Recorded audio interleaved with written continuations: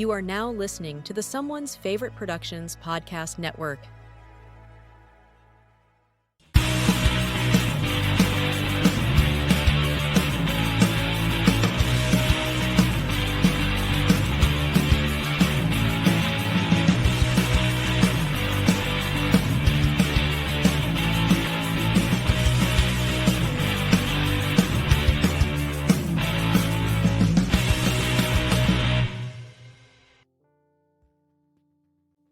Hello, everybody. Welcome back to another Thursday. Will, in advance, you are muted. I am stoked to have everybody back for another week. Dr. Dodson back in the house, in a very dark corner of the house. How we doing?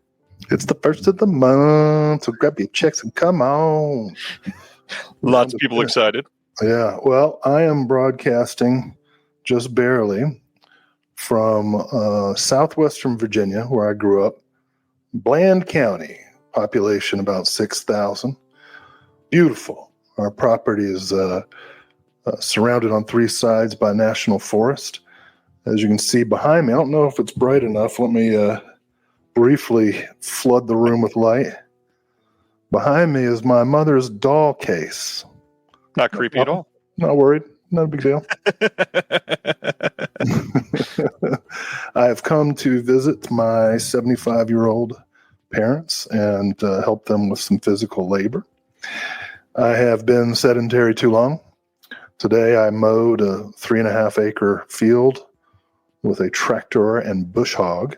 And I like that. That kind of work is that's how farmers get fat. Because it seems like it's work, right? Because the sun's beating down on you. I'm sunburnt to shit. I put on tons of sunscreen, but the sun was like, ha ha ha, guess what? It's 2025.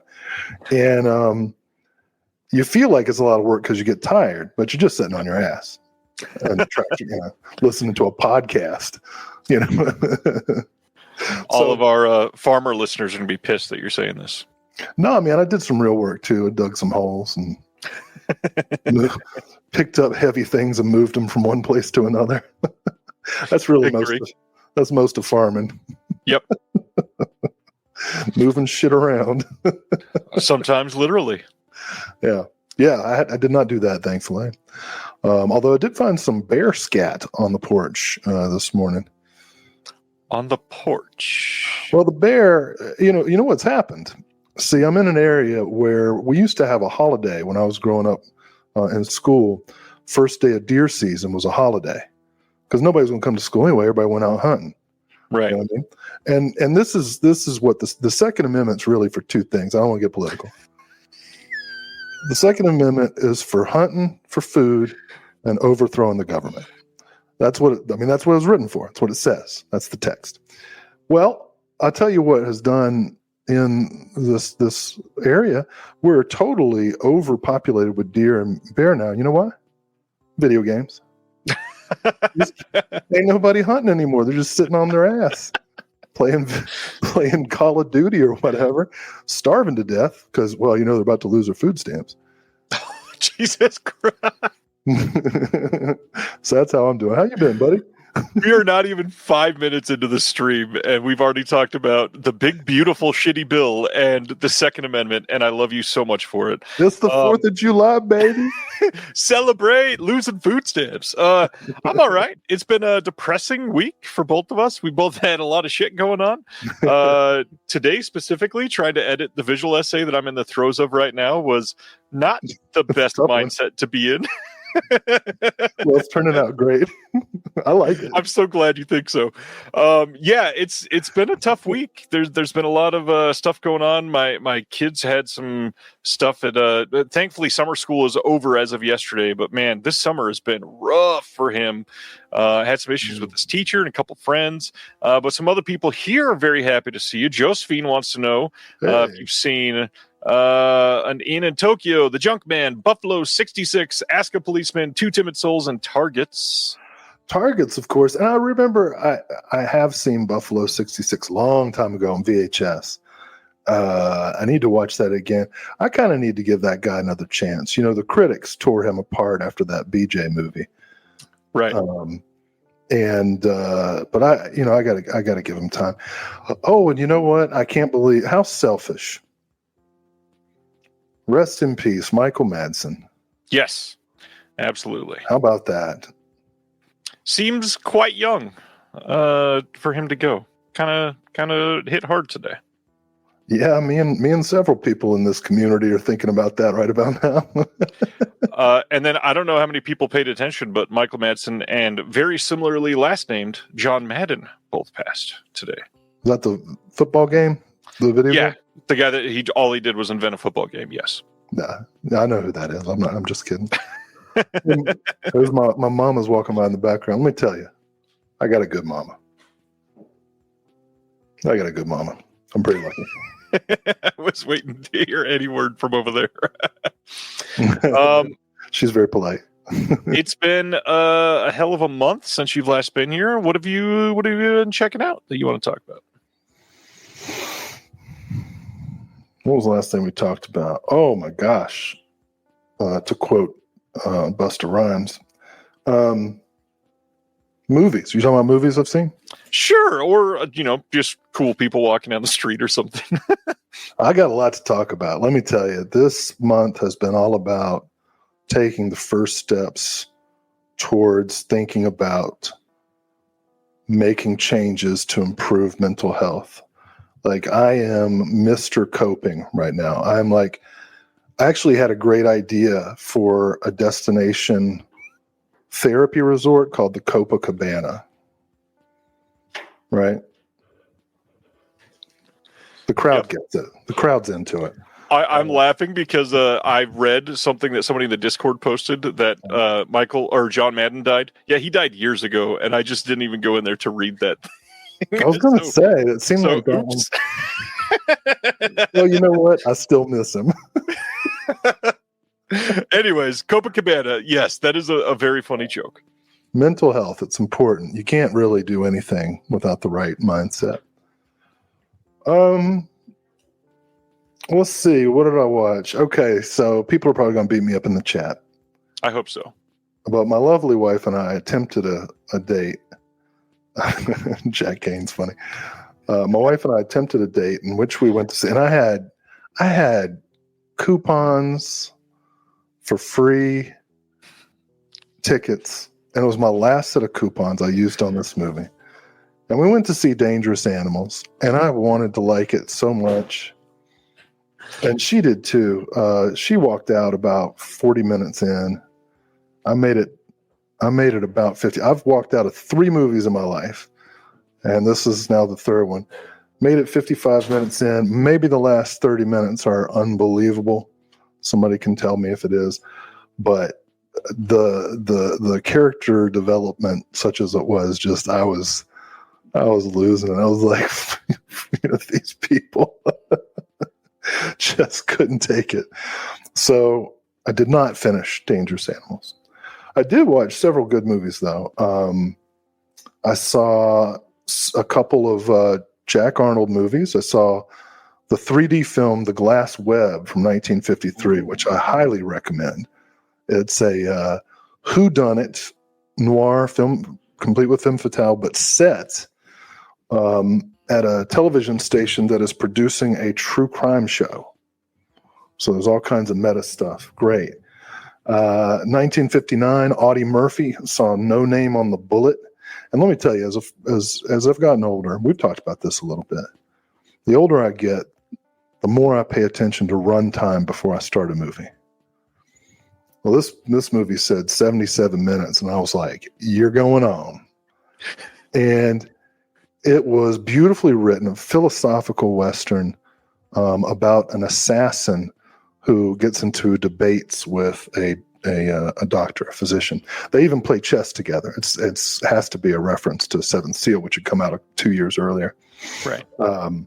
Just great. Highly recommend No Name on the Bullet. I recommend for different reasons. This is the last Jack Arnold movie I watched. Bob Hope and Lana Turner. Because, Lana Turner's going for Bob Hope. Spoiler alert. Lana Turner, yeah. She's 40 years old in this movie.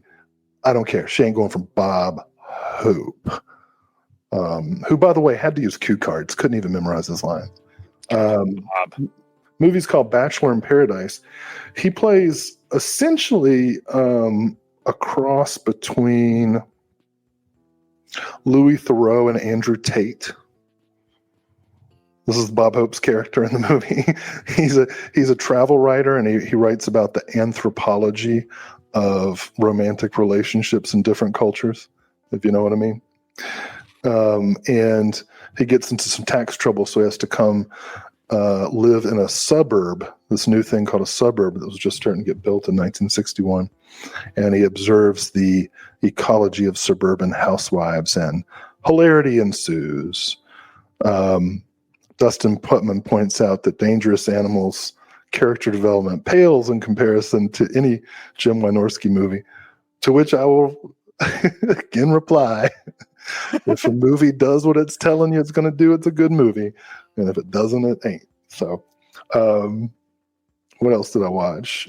Let's get away from Jack Arnold. Here you go. I watched a newer movie that I liked on Shudder called Out Came the Wolves. It's about a love triangle. A love triangle that is going hunting. Always good to bring your boyfriend and the guy who's your best friend, who you know well, know full well has been in love with you for 20 years, on a hunting trip. There are wolves. Enjoyed it. And let's see, the last one I'll say, another short Western, this one starring a young Dean Stockwell and Joel McCrea. It's called Cattle Drive. Sexy title, sure to get people out to the Metroplex.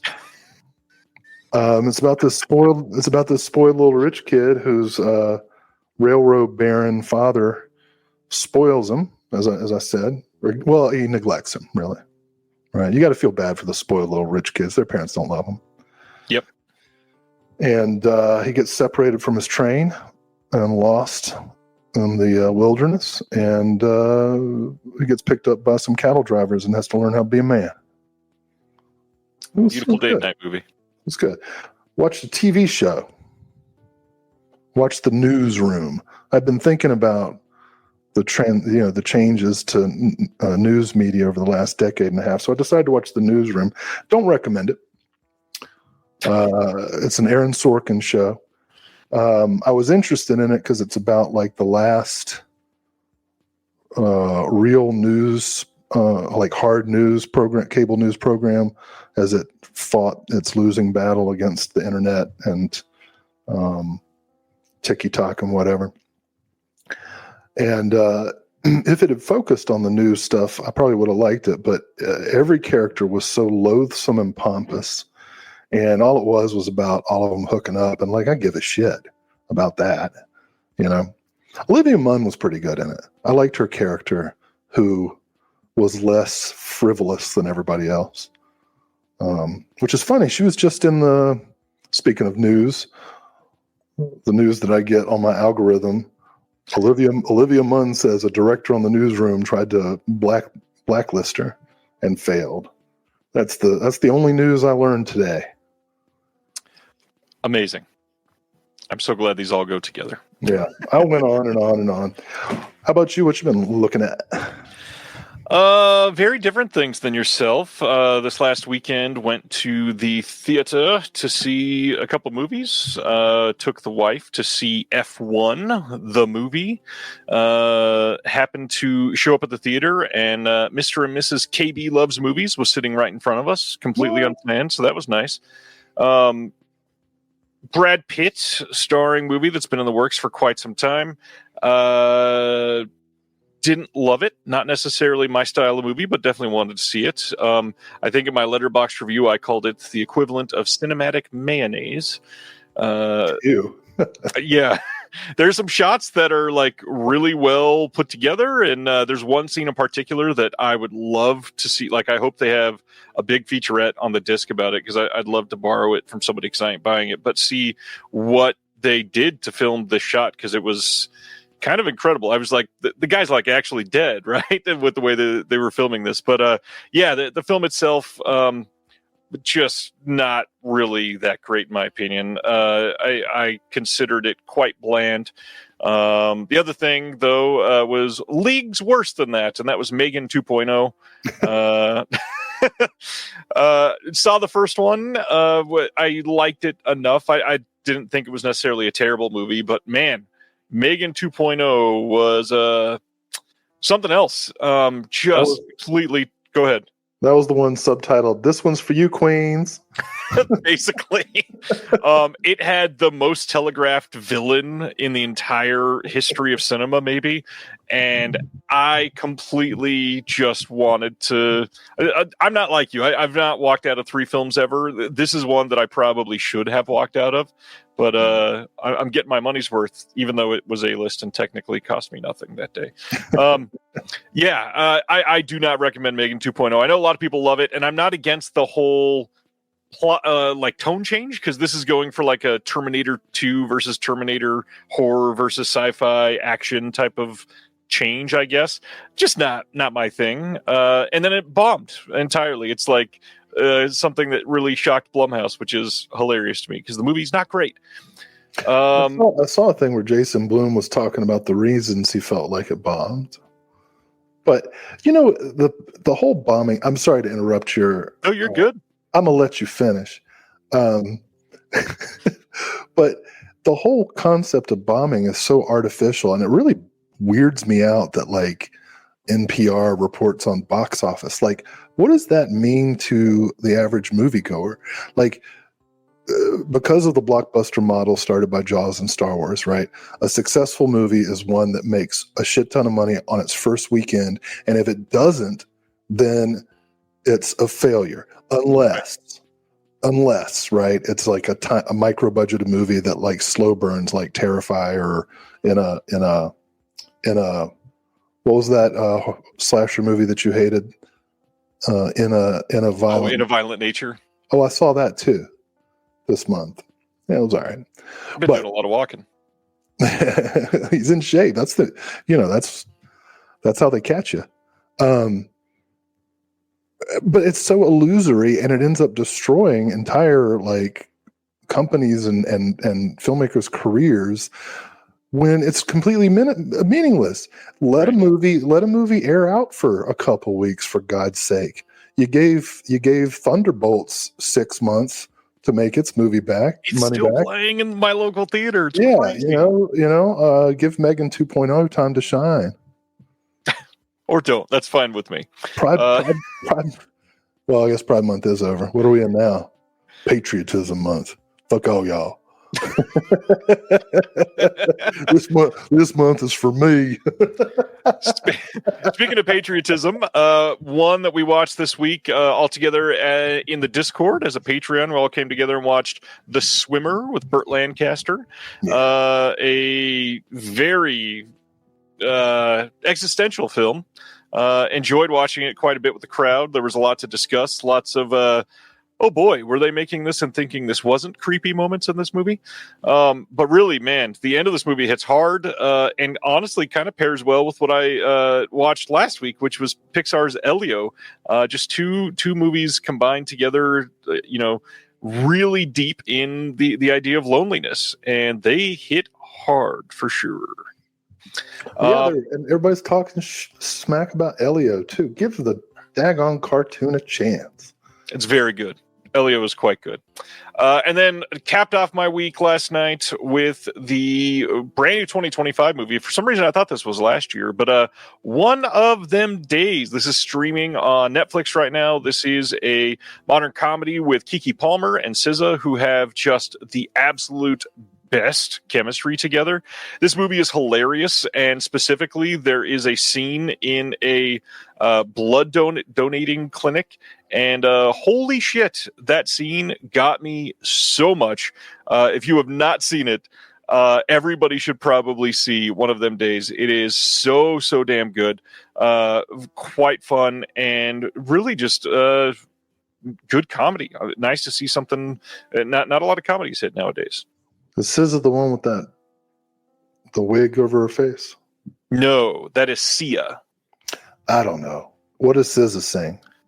I don't know that I can name any titles at the moment, actually. She's got a really good song with Kendrick Lamar. She performed at the Super Bowl this year with him. Is she like us? Not from what I've heard, no.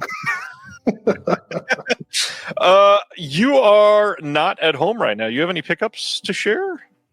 Unfortunately, I can't hold them up for the viewers, but I can rattle off a couple. Well, you know what you can do, because I actually, and I have not told you this, I have to ship them to you, but I have some of your pickups. No way! Why don't you tell the audience what we got there? We shopped at the Limelight sale that was just going on over in the UK, and you've got Claire Denise Chocolat, you've got Birdie, you've got Track 29 from Indicator, Little Murders from Indicator, you've got The Private Life of Sherlock Holmes from Eureka, and then is it The Fugitive? They Made Me a Fugitive from Indicator, and they got here extremely quickly. I feel like we just had that conversation about what to get, and they're already here. Yeah, well, shout out to Little Murders. I forgot. I also watched that last month. Shout out to Sam Deegan, who recommended that on her podcast right after Donald Sutherland passed away.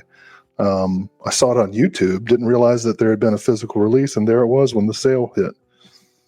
I want to shout out Limelight. This showed up with a handwritten note, thanking us for shopping at the sale. It says, "Dear Ryan, I would like to thank you for ordering with Limelight Collections. This is our first sale, and your custom means so much to us. We look forward to seeing you again soon, the Limelight team. And just to be in the politeness spirit, I also added the other movie that you wanted and got you Werner Herzog's Radical Dreamer for free. Thanks for being amazing. This is yours, buddy." Wow, that is really nice. No, seriously, well, that's a long story. We got a lot to cover tonight, but remind me to tell you, but next week or next month, let's talk about generosity. Okay. Generosity. I want to talk about someone very generous. Some people are asking why you had to order my stuff. We are both broke, and so we decided, but we're also irresponsible. So we decided to be irresponsibly responsible and save on shipping. Split an order so we could get free shipping. Yeah. So, what were we talking about? Pickups. So yeah, those things, and then of course there was the Criterion sale. I got Honora and the Brazil 4K and the Wages of Fear 4K. Barry Lyndon, Adventures of Antoine Donneau. I was really excited about that because that lets me retire both my DVD box set and my Blu-ray of 400 Blows. So that's a lot of space saver. Killer Sheep, Barry Lyndon, Night Moves, Mishima, Life in 4 Chapters. Those are the main things. I've been ordering a couple things off the Vinegar Syndrome sale. Every year when they deep discount stuff, that's when I do blind buys. I'll get like one thing a day, and tell myself that that's cheap, and then at the end it's like, oh shit, I spent $200. Whoops. Yeah. So, but good. The Criterion sale is always an exciting time, and all the big announcements that have been coming that we'll talk about tonight, but also the big announcements from the last few weeks from Warner and from, the Warner Archives announcements alone have been great. We should get more of those like this next week, actually. Yeah. Stuff from Severin and Vinegar Syndrome and Radiance and everybody. It's just been a really exciting slate. Yeah, it's a lot to keep up with. We got a lot of sales to talk about tonight and cover, so this is kind of one of the best times to shop, but also kind of one of the worst if you're trying to go everywhere because there's so many of them. Speaking of Criterion sale, this is not the only stuff I got, but wanted to share and shout out. I know KB already got one shout out, but I got to go and meet him and Nathan Jones to shop together in a physical store, which is super rare. And you'll see I got Brazil and the Basquiat set, and then we got some good stuff this time. Actually, it was stuff that has not been on sale yet. So finally been waiting for the last however long. So always nice to get something I've been waiting like 4 months to get from the last sale. Some other big stuff. One thing I wanted to surprise you that I got, because I've been waiting for it for a very long time and it finally went on sale, so I was able to get it. But the first thing, really wanted to shout out Deaf Crocodile, as I always do, because their stuff is incredible. But this is actually only Deaf Crocodile adjacent. If you are a member or a subscriber, thanks for that, Jason. Appreciate that. If you're a member or subscriber, you get access to a members only portion of their website that you can get stuff and order it. They put up for sale Jiri Barta's Waiting for Gollum book. Yeah, cool. He was able to do this. Is the director of the Pied Piper and all the short films that just came out. This is autographed by Jiri Barta, and that is extremely rare. This book without the autograph is crazy expensive because it's out of print, and it was quite a lot cheaper on the Deaf Crocodile website. So thank you to Craig and Dennis for that. It is amazing. But my big thing that I'm excited about, and I'll just give you a tiny hint. You'll know what it is, but maybe some people that aren't excited about this won't. This is Radu. You did it. So I've been waiting a long time. Don't put them in too much light. The Subspecies Coffin box set from Full Moon. Worth it. It is on sale right now on the Full Moon website. I decided to pick it up because not only is it on sale, but I'm a affiliate member of Full Moon, so I used my own affiliate link and got another little kickback from it. Nice. So tried to save a little bit of money. If anybody wants to buy from Full Moon and you want to help somebody out in the process, sale's still ongoing for like 4 days. Let me know and I'll send you my referral link. I think if you use the word connected as your coupon code at the end, it'll go to me also. So CONNECTED. Well, that coffin box is down to like under 90, right? It is, but it's Charles Band, so they keep restock. Oh yeah, price wise, yes. I think it's the 87 at the moment. I mean, look, it's all 5 movies plus Vampire Journals and soundtrack and the Glow in the Dark Reddit. I love the Subspecies movies. So I had this on my list ever since I had about an hour and a half long conversation with Heather Drain about indie vampire films from the 1990s. Yeah. And I was like, I don't have Subspecies, so I needed to get it. It is something that I will be going through every single movie here in the next couple months. I bet. I got a couple other things, but we'll save those for the next show because. Did you all talk about To Die For? Probably at least a little bit. It's been, I think it's been almost 2 years since we had that conversation, so I don't remember. Yeah. I've never talked to her before, but I love her stuff. I also want to say, as anybody can tell from looking at me, I am obsessive about 80s and 90s hip hop.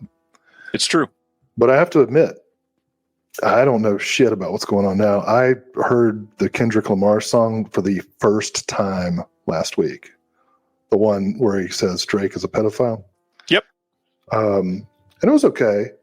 But like, I'm looking around trying to learn the new stuff. I found this great artist, B for Better. I'm sure some of the people know her. She's from Mississippi. Oh my gosh, she's great. Check her out on YouTube. And you know who just came back after a long hiatus? Pride of North Carolina, Petey Pablo. Yes, he did. So pretty excited about both of them. But yeah, I'm trying to get caught up. I'll get on the SZA tip. Can we say it a different way? Because I think we're still doing phrasing. That was. I was referencing Bone Thugs and Harmony at the beginning. Yeah. Cool boy. Tyler wants to know if you enjoy the music stylings of Pitbull. I know who that is. I have not. I couldn't tell you if I've heard a song. I don't know what it is. He will definitely tell you his name if you forget it. Oh, like DJ Khaled does? I know that guy. is crisscross still cool? Man,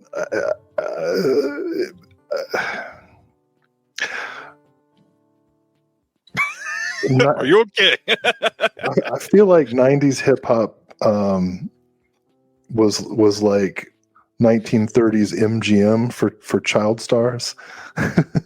You know, like I'm not real happy about the way Crisscross and Another Bad Creation and all those Right.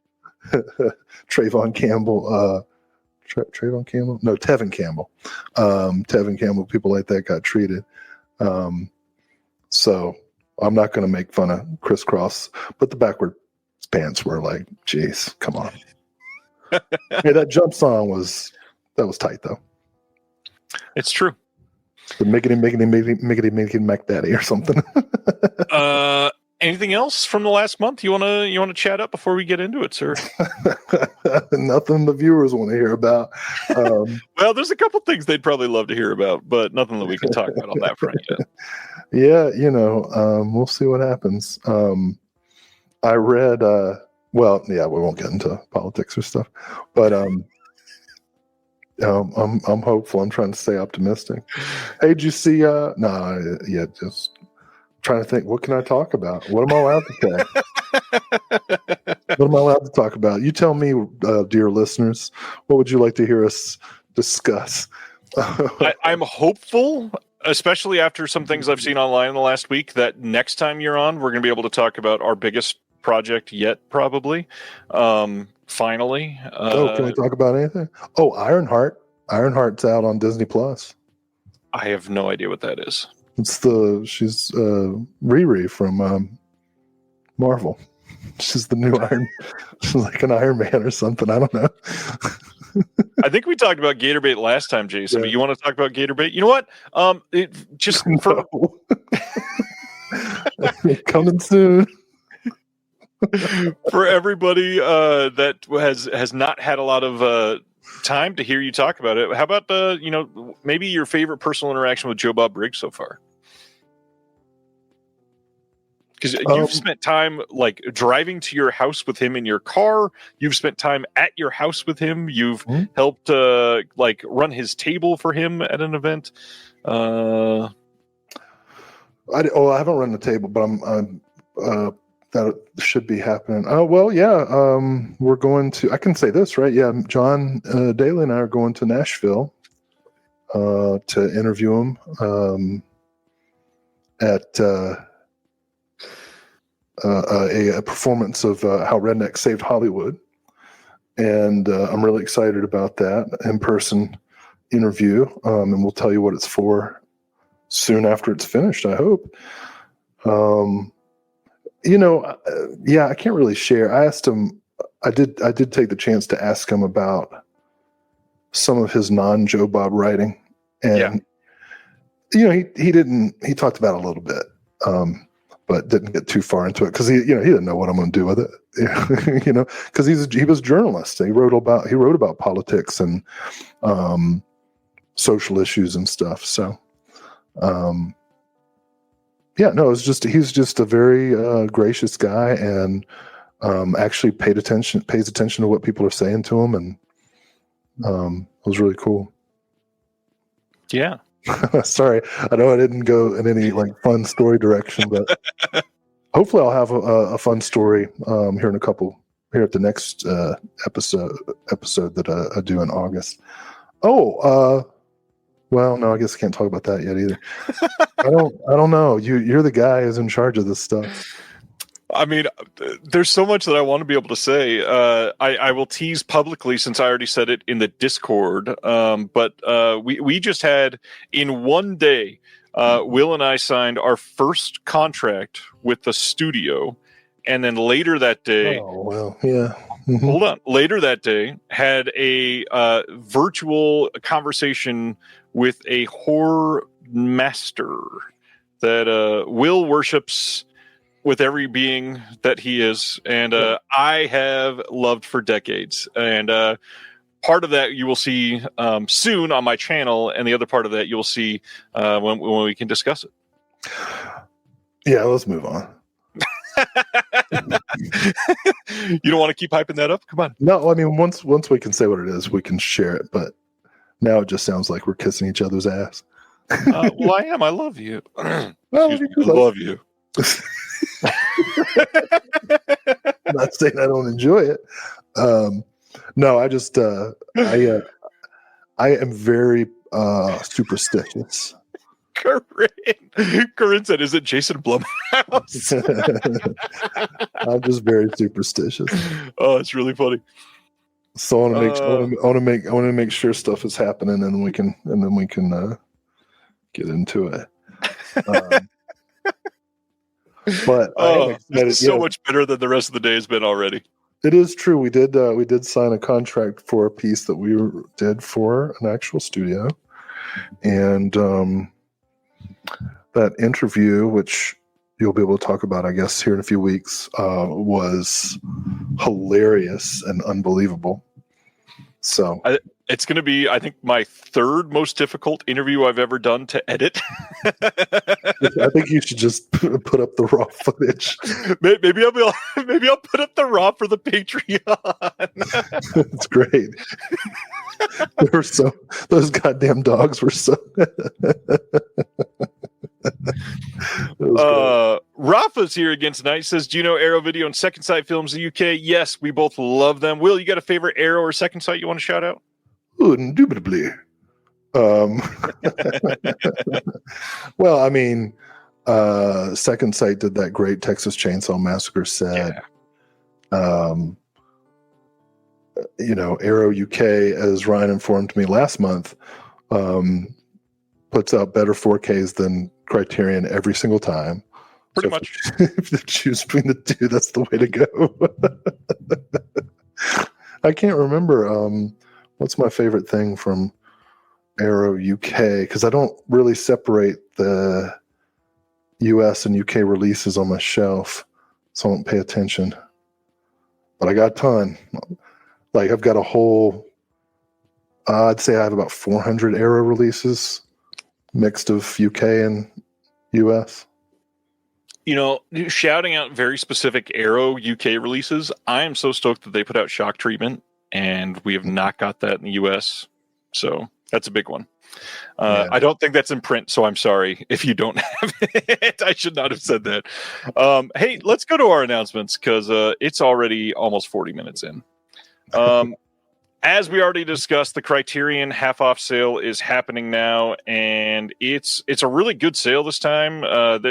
First off, there's all kinds of stuff going on sale for much lower on Amazon, which I'm not necessarily saying to shop with Amazon, but it's kind of crazy. Like, there's been 4Ks go under $20. Yeah, and I do have to say, I ordered today, Thelonious Monk went down to 16. Right. And I was like, yeah, I'm going to have to do that. It's so cheap compared to getting it brand new. Sorcerer 4K was at one point like $14.28, which, what?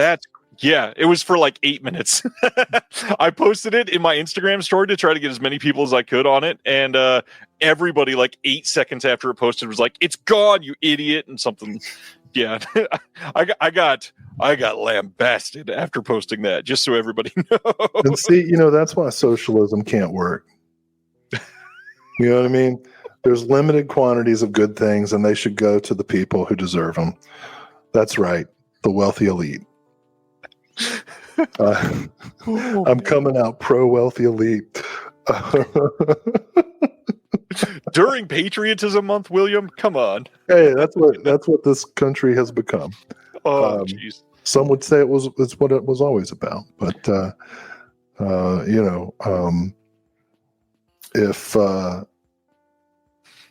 if I can't enjoy inheriting wealth through the sweat of my own ancestors, then I don't want to be here. I understand that entirely. I hate rich people so much, dude. So the Criterion Collection on sale at Barnes & Noble all the way until July 27th. Works in-store and online. Check it out. I just remembered I have rewards at Barnes & Noble too. Damn it. I should probably go get one more. Let's go. Speaking of Arrow Video, Arrow UK is releasing the 4K of American Gigolo that they did in the US already. Oh, cool. It has the site exclusive box if you want on this, or slipcover, whatever it is. You can only get it from the Arrow site. Everything else is the same, all the same extras, everything.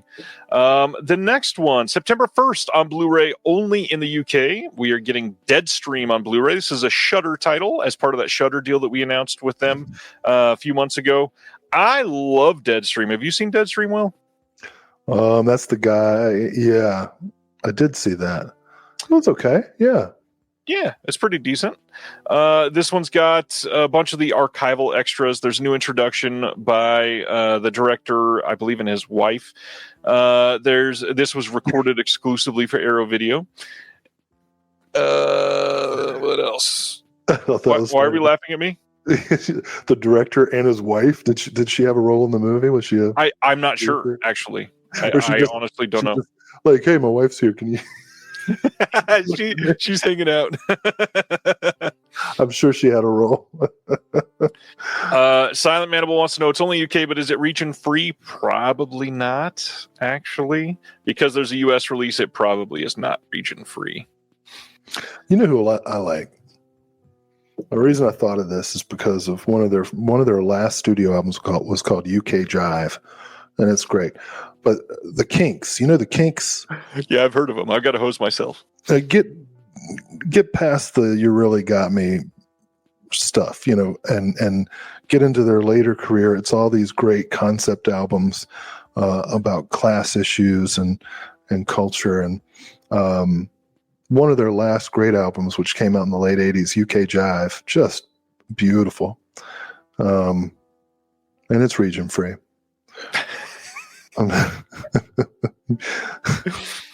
So that's Deadstream. Yeah, I like the movie. Will is okay about it. September 15th. Yeah. Okay. Right. September 15th on Blu-ray in the UK, we get Lucky McKee's The Woods from 2006. I've not seen this one. Lucky's been on the channel. He's a good guy, good director. I need to see this. Stars Bruce Campbell. It's a big thing. Rachel Nichols is in it. That's all right. Like, it's better than The Village. The Shyamalan man. No Shyamalan shitting tonight. Oh, did I tell you that I watched what's it called? The concert movie? Trapped. Great. Talk about that? Are you serious right now? I love Trap. Oh my God. It is so entertaining. For whom? Everyone. Bunch of thirsty housewives. No. Let me tell you real quick. So I The Woods is good. Everybody buy it. I'm going to make sure it stays up on the screen for a minute. We didn't talk about Trapped for real. No, dude, I was so excited when I sat down and the credits came on. I was like, all right, I'm going to try them again. And it said Haley Mills, and I was like, Haley Mills, like the Haley Mills? And then it made sense to me because it's like, Trap, right? But it could have been anybody. Like, I saw Haley Mills. She had some lines, but like nothing to distinguish that it was Haley Mills. She's just a random British person running the FBI. And look, I'm willing to suspend disbelief. We've talked earlier tonight about how I'm a Wynorski fan. So the fact that the FBI was like, yeah, we're going to set a trap at a pop concert with 25,000 people in it. And we're gonna let like the people who sell water know what's going on, and we'll be sure they keep the secret. Fine, I bought it. But it just kept getting dumber and dumber and dumber. And then when it came down to the showdown between Josh Hartnett and M. Night's daughter, I was just like, oh my God. I couldn't believe it. But The Woods is interesting. It's got a cool concept. Bruce Campbell, small role, but he's impactful as always. It's spooky. It's nothing like The Village. I just said it because The Village is in some woods. I too like Lucky McKee, who was originally going to be Can I say that? Yeah. The monster in Toby Hooper's The Toolbox Murders, but had to pull out at the last minute. Anyway. So the Woods, we get a new audio commentary here with Lucky McKee and Walt Cha, a new video interview with Lucky McKee and his wife. Just kidding, Vanessa McKee. Who did a lot on this movie. It just made me slap my leg, and it's so sunburned.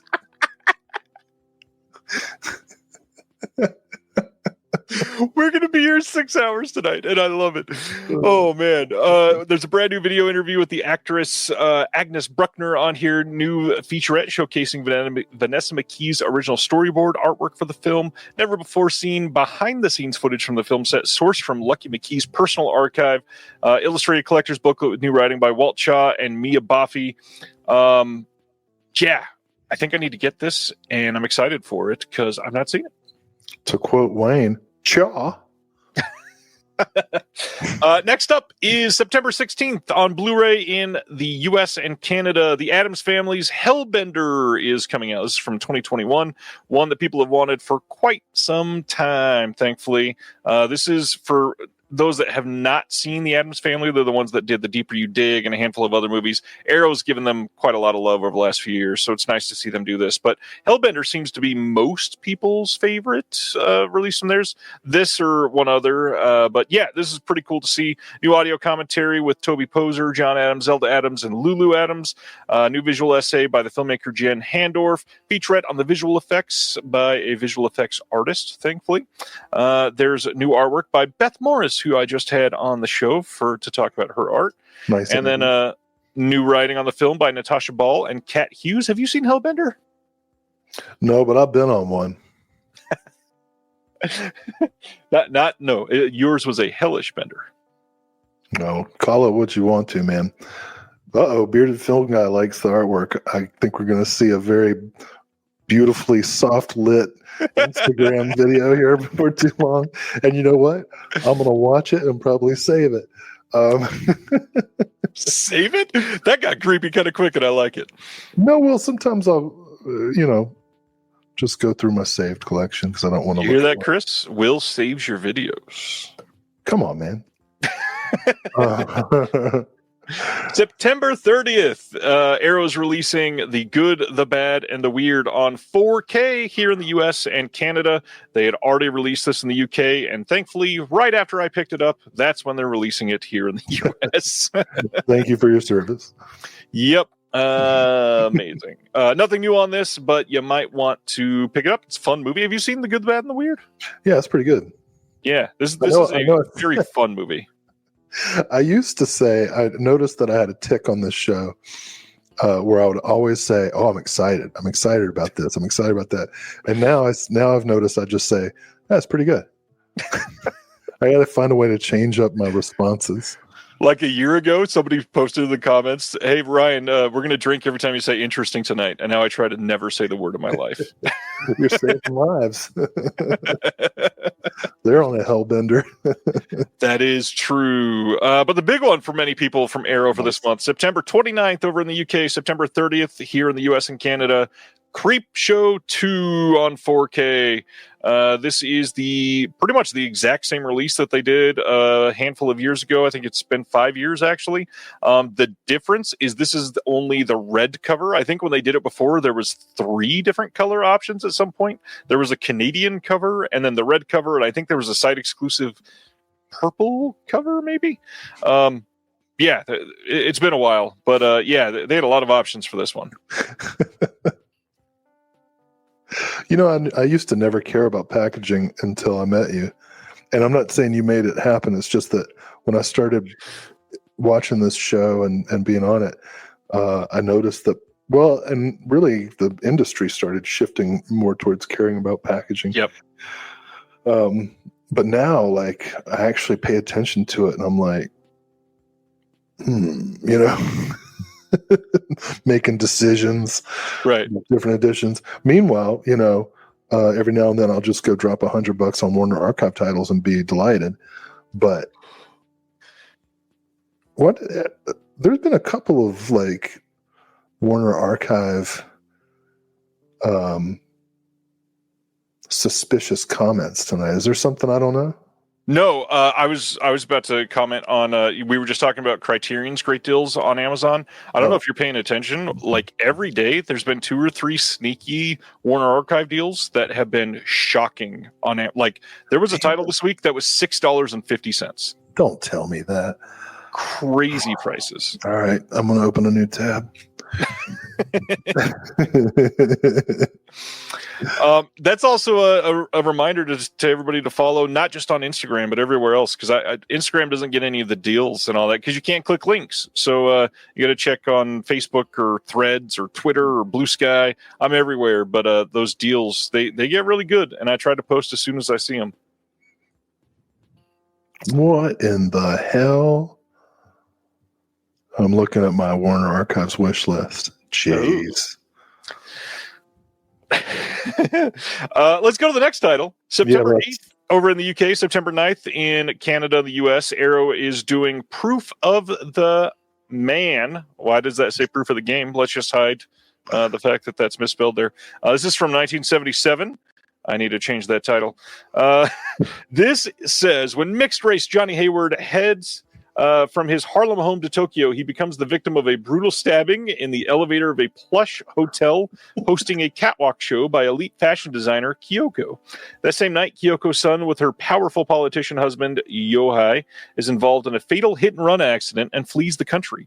Suspecting the incidents may be linked, Detective Munuse heads to New York to investigate Johnny's background. Here, he is partnered with local detective Ken Schulten, whose own links to Japan dredge up painful memories from Manuse's childhood. This is supposed to be really great, actually. We got a new audio commentary with Rod Busher and DJ Scheme Richards. New video introduction by Earl Jackson on this. New filmed discussion with critics Junya Sato, biographers Tatsuya Matsudo and Masaki Nomura. There's also a booklet with new writing by Michelle Kisner. Hey. And Alexander Zoltan. Worth it. Proof Yeah. of the Man. Yeah, I need to check this out. Proof of the Man, not Proof of the Game.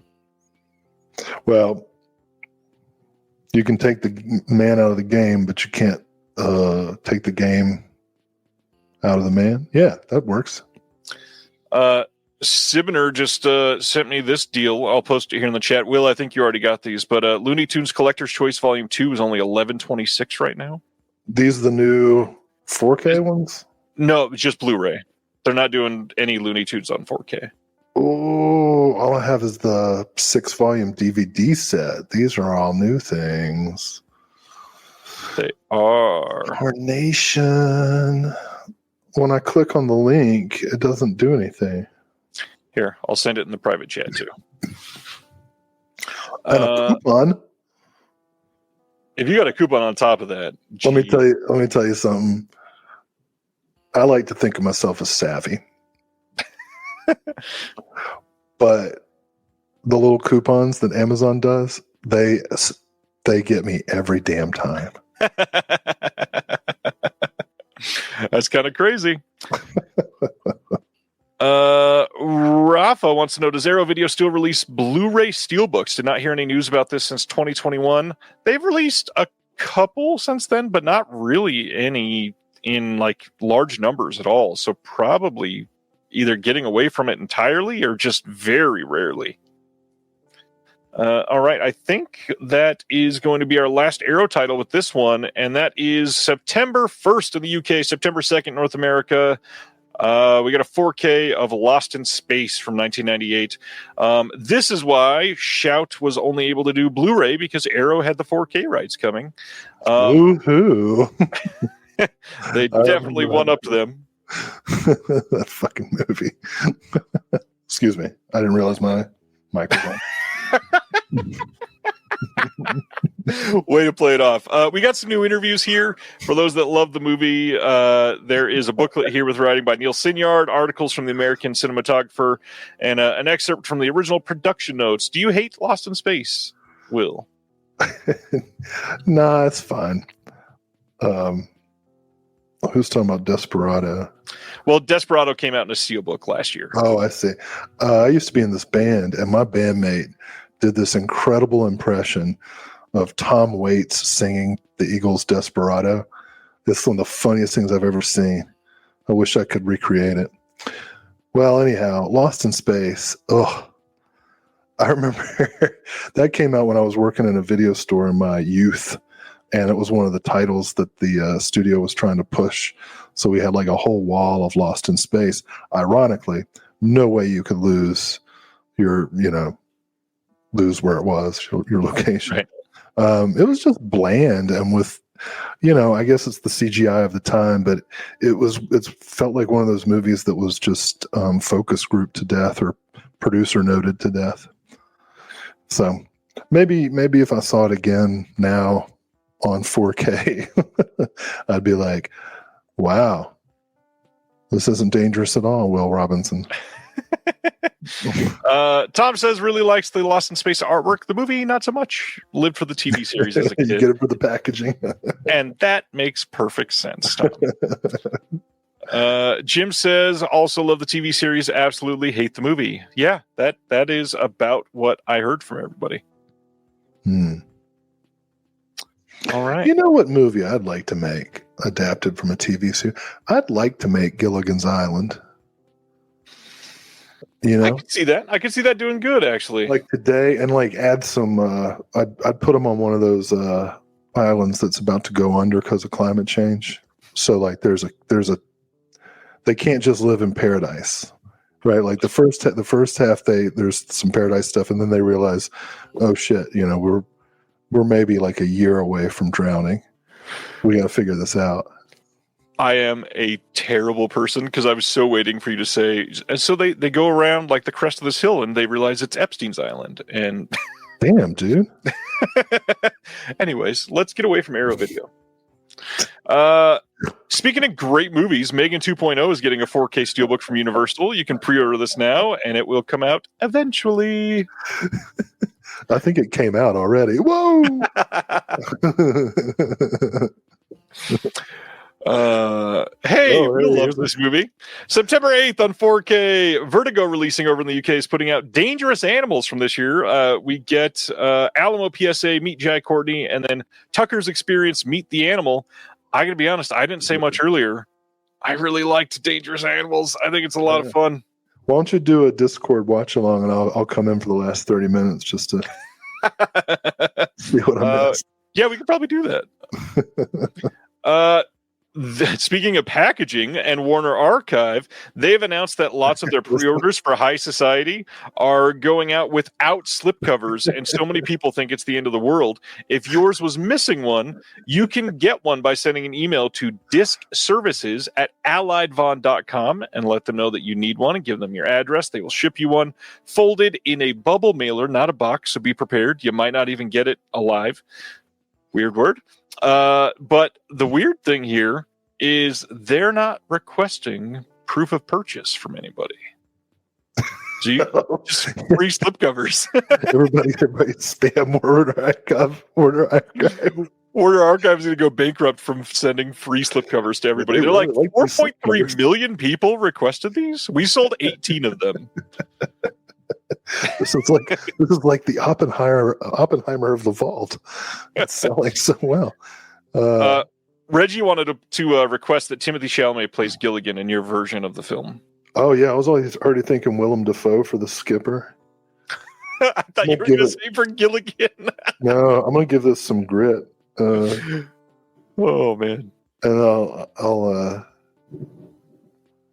I'll cast Idris Elba as the professor and make the internet like lose its fucking mind.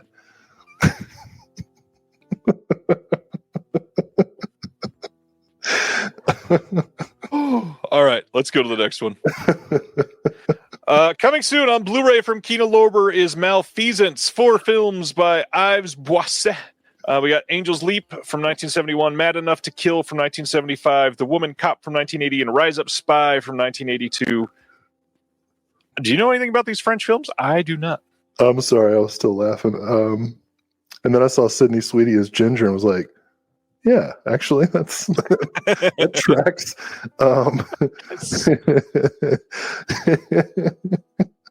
No, I don't know any of these. Oh man! But that's why I love collections like this. Yeah, thanks to Kino. Nice. Next up, they are doing a 4K of Throw Mama from the Train from 1987. This one, directed by Danny DeVito, starring Danny DeVito, Billy Crystal, Anne Ramsey, Kate Mulgrew, and Rob Reiner. Shout out to Anne Ramsey. Rest in peace. Yeah. Just passed away last week.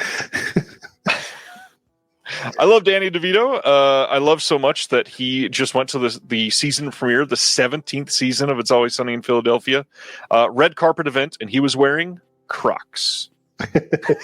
You know, I have to teach I think I've talked about this before, but I have to teach this history of television course sometimes. And so I always make people watch an episode of Ozzie and Harriet.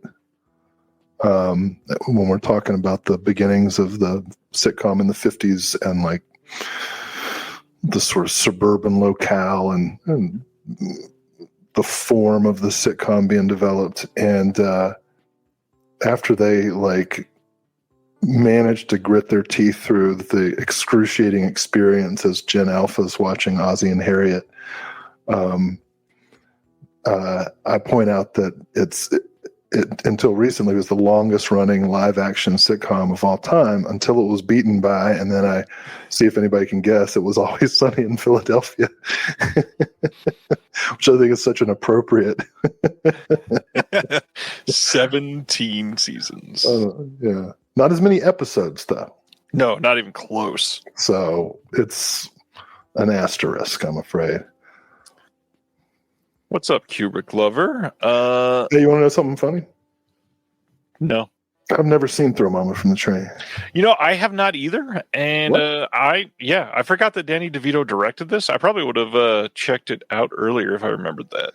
I got to be honest with you. No shade to the LA Clippers, but I just don't think Billy Crystal's funny. I've never been able to get into him. Not even with your Harrys and Sallys? Oh, my God. You look like a city slicker. You don't like that one? Sally, come here, babe. Let me talk to you for a minute. You don't like the quest for Curly's gold, or keeping your mic unmuted? The mute. Did you just wave? No, I clicked it and then had a flourish. No, I'm not. I'm not saying that he's not funny. I'm just saying he's not for me. You know, he does. I don't get the Billy Crystal thing. I think your first sentence was Billy Crystal is not funny. Yeah, I just don't think he's funny. The whole "you look marvelous" thing. I don't get it. Yeah. Oh, I'm a Harry, huh? Yeah. Well, you're hairier than me. Hey, let's talk about how Umbrella Entertainment has the audacity to release Dogma on 4K, coming out later this year in Australia. The Kevin Smith movie it will be getting US release. It will not be from Umbrella. There is quite a lot of speculation on who that will be, but Umbrella is going to release something, it'll be like the size of a tire, and it will be massive that they're putting it out. So it'll be old Kevin Spacey. Not Kevin Spacey, Kevin Smith. They're the same to me. No! Good Lord! I mean, I'm not a fan of either one. Oh, God. Did you not... You're snorting. Did you not like Dogma? Nah. Well, you're wrong. Umbrella's going to kill it with this release. I cannot wait to see this. Love this movie. It's going to be great. Wow. Coming on July 1st, meaning it is already available, Wellgo USA is releasing 9 Ring Golden Dagger on a BDR, unfortunately, but I know this is a title that people have been waiting on since it got announced, thinking it was not going to get a physical release. This is also known as Blocking the Horse. And again, I know that I say this probably every other month or so, but Wellgo USA just consistently putting out really great films that no other label is giving any love to, and not even that I can find in other English-speaking countries are they getting physical releases. So Wellgo really doing a big service with a lot of these titles. This one sounds like a lot of fun. Wish it wasn't a BDR, but they are kind of turning towards that more and more because I bet they're just not selling as many. I'm really bad about names. I'm sorry. Is that the Kevin Spacey thing? Yeah. Kevin Smith. I'm not familiar with Nine Ring Golden Dagger, although I share your feelings about Well Go. They are great. Screenbound Pictures over in the UK, or Screenbound Entertainment, they are putting out Take an Easy Ride from 1976. There is not anything new that I could see on this, but nice to see this in print. You can pre-order this now. Anything on this one, sir? Well, sounds like an invitation. I'm into it. Oh, wow. What kind of Deaf Crocodile? Oh, I know exactly what movie Deaf Crocodile should put out if they want to put out a great martial arts movie. You're hearing it here first. This is an exclusive request to Deaf Crocodile. For the record, if this is correct, Will does not know anything. Well, stepped on the announcement. But are you guys familiar with Norwegian Ninja? No. Yeah. Available on DVD only currently, as far as I know, would be the perfect Deaf Crocodile martial arts movie. I guarantee. Craig is furiously Googling right now. Please do. It is. And it's not, I mean, there's comedy, but a lot more like dramatic gravitas than you would think. Interesting. Yeah. Is it actually Norwegian or is it from somewhere else? No, he's a Norwegian ninja. By the way, I hope nobody can hear that. There are my Craig says you have a camera on me. I hope people can't hear that. My neighborhood is incessant about fireworks, and it is like nonstop right now. And it sounds like it's right out the window by me. And I feel very, very insecure that you guys are just hearing popping sounds as I speak. Around this time of year, I always like to watch compilations of fireworks gone wrong. You know, people knocking shit over and blowing their garages up, and yeah, we've done that. I probably shouldn't admit this on camera, but hell, why not? A friend of mine, we used to his dad was a metal worker, and so he had access to oxygen and acetylene tanks, and so we used to make really small oxyacetylene. You would call them bombs, but they're not bombs. They're just light explosives. And there was one time we put a garbage bag inside of the body of a guitar and filled it with oxygen and acetylene and blew it up. But before we blew it up, I hid behind a car because we were in the desert and I wasn't wearing proper anything. So I stood behind the car and I was wearing flip-flops, and part of the guitar flew under the car and ripped the top of my foot up. Dumbest injury ever. Yeah. Nice. What's this email about? I am under. What's that? Anyways, I was kidding about what I just said. Let's go to the next one. Nine Queens is getting a Blu-ray release over in the UK from Curzon, coming on August 11th. This, AKA, how many people saw Megan 2?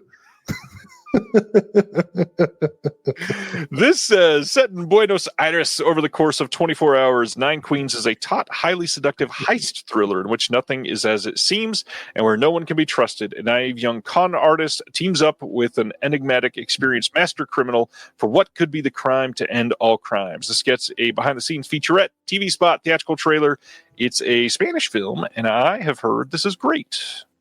I think Megan 2 heard me. Did that doll just move in the background? Man, let me tell you, I grew up with this dog case. I've had some nightmares in my life, let me tell you. I bet. Yeah, this looks like a solid release. I need to check this out.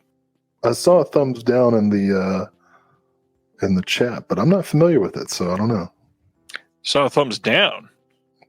I did. What? Am I wrong? He actually said, I would give a very big thumbs up to Nine Queens. Well, that's not what I saw. You should try reading.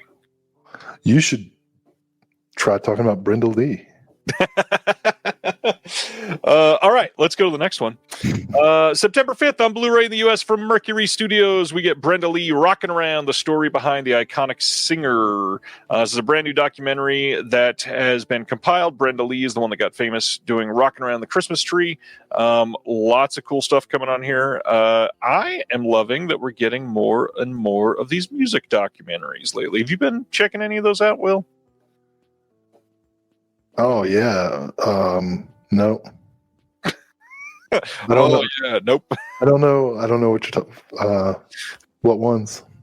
I mean, there's all kinds of. Well, first off, we've talked about a bunch of them on the partner labels, but like Mercury Studios, and then oh gosh, I never remember the name of the other company that does it because they don't do them all that often. But they've done like 3 or 4 over the last year. They'll do like live concerts, and then they'll do the next one will be like a short music doc, and it's nice. Mm-hmm. I just don't remember the company. I'm sorry. All right, that was Brenda Lee. Next up is Cult Epics here in the U.S. September 16th. They are giving us a Blu-ray of Dakota from 1974. I feel like this is a Will movie. Have you seen this one? No, but it does look interesting. Why do you feel like it's a Will movie?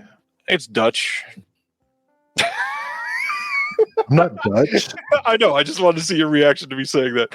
No, it's European and from the era that you've seen a lot of films from. So, yeah, I feel like I should have seen this. It's the last Scorpio film by Wim Verstappen, who also did Pastoral 1943. New 2K restoration of the movie, new audio commentary by Peter Verstraeten. There's a Dakota Press Flight Cannes Film Festival 1978, photo gallery, some trailers, new artwork, and yeah, I mean, I bet it's pretty decent. Hard to fly playing with those shoes.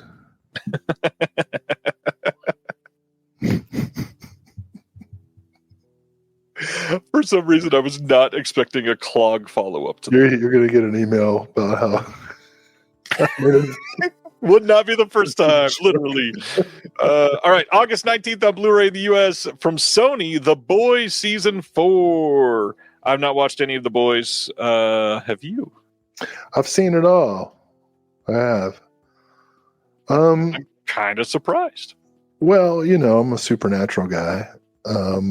And the entire cast of Supernatural's in it, plus Eric Kripke. You know, the premise of The Boys bothers me because it kind of seems like that could have been wrapped up in the pilot.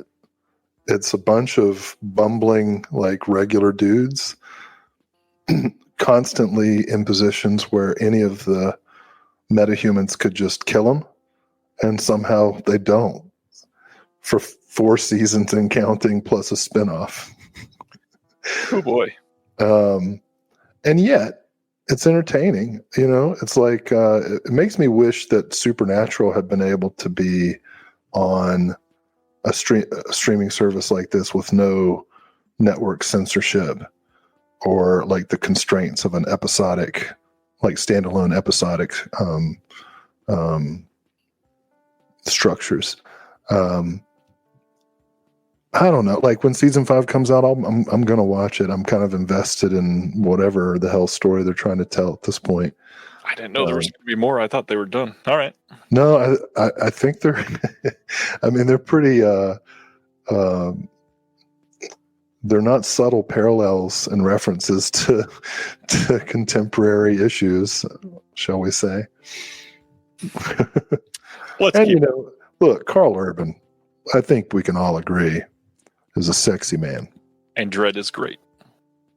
Who? Dredd. Carl Urban's Dredd. I Am the Law? That Dredd? Dredd 3D, yeah. Huh. The American The Raid, essentially. He's not American. No, but it's American. Never mind. He's from New Zealand, I think. It's an American film. You're the worst people. Speaking of American films, I love this guy.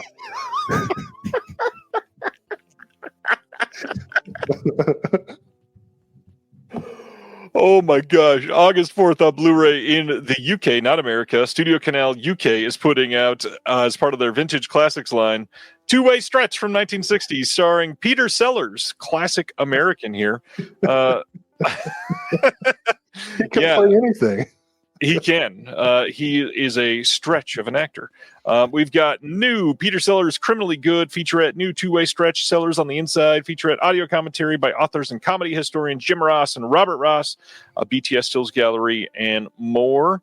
And if that's not enough to Sellers you also get Heavens Above coming on the same day as part of the same collection with more Peter Sellers in this one. New Sellers Takes Off in Heavens Above featurette, new Heavens Above Q&A with Daily Mash's Tom Whitley, Eva Griffith, and Benedict Morrison.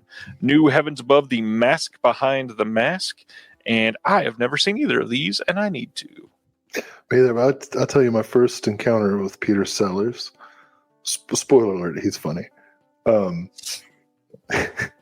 I was working at the video store back in the day, this is in the South, so when we hear Northern accents, everybody kind of like looks up, right? And it was like the video store was right across the street from my college, and the college was for rich, like prep school New Englanders and New Yorkers who couldn't get into the Ivy Leagues. So you fit right in. Got it. Oh yeah. So,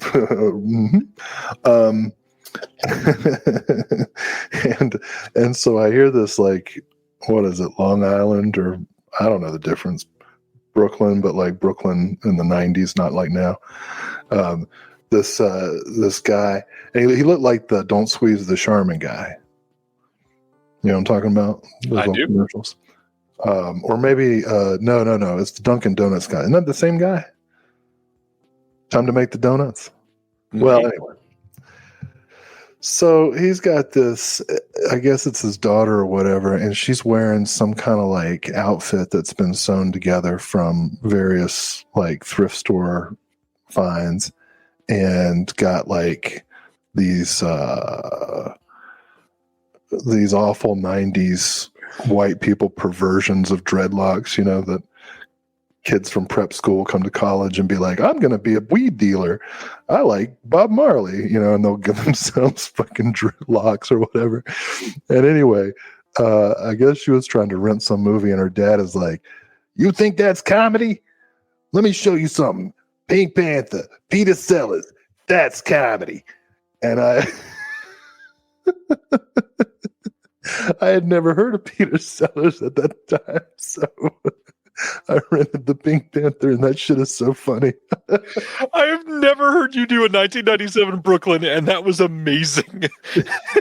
It was the best movie. I love the Pink Panther movies. Yes, it is true that Sellers did a lot of yellowface, and I gotta admit, the party is good.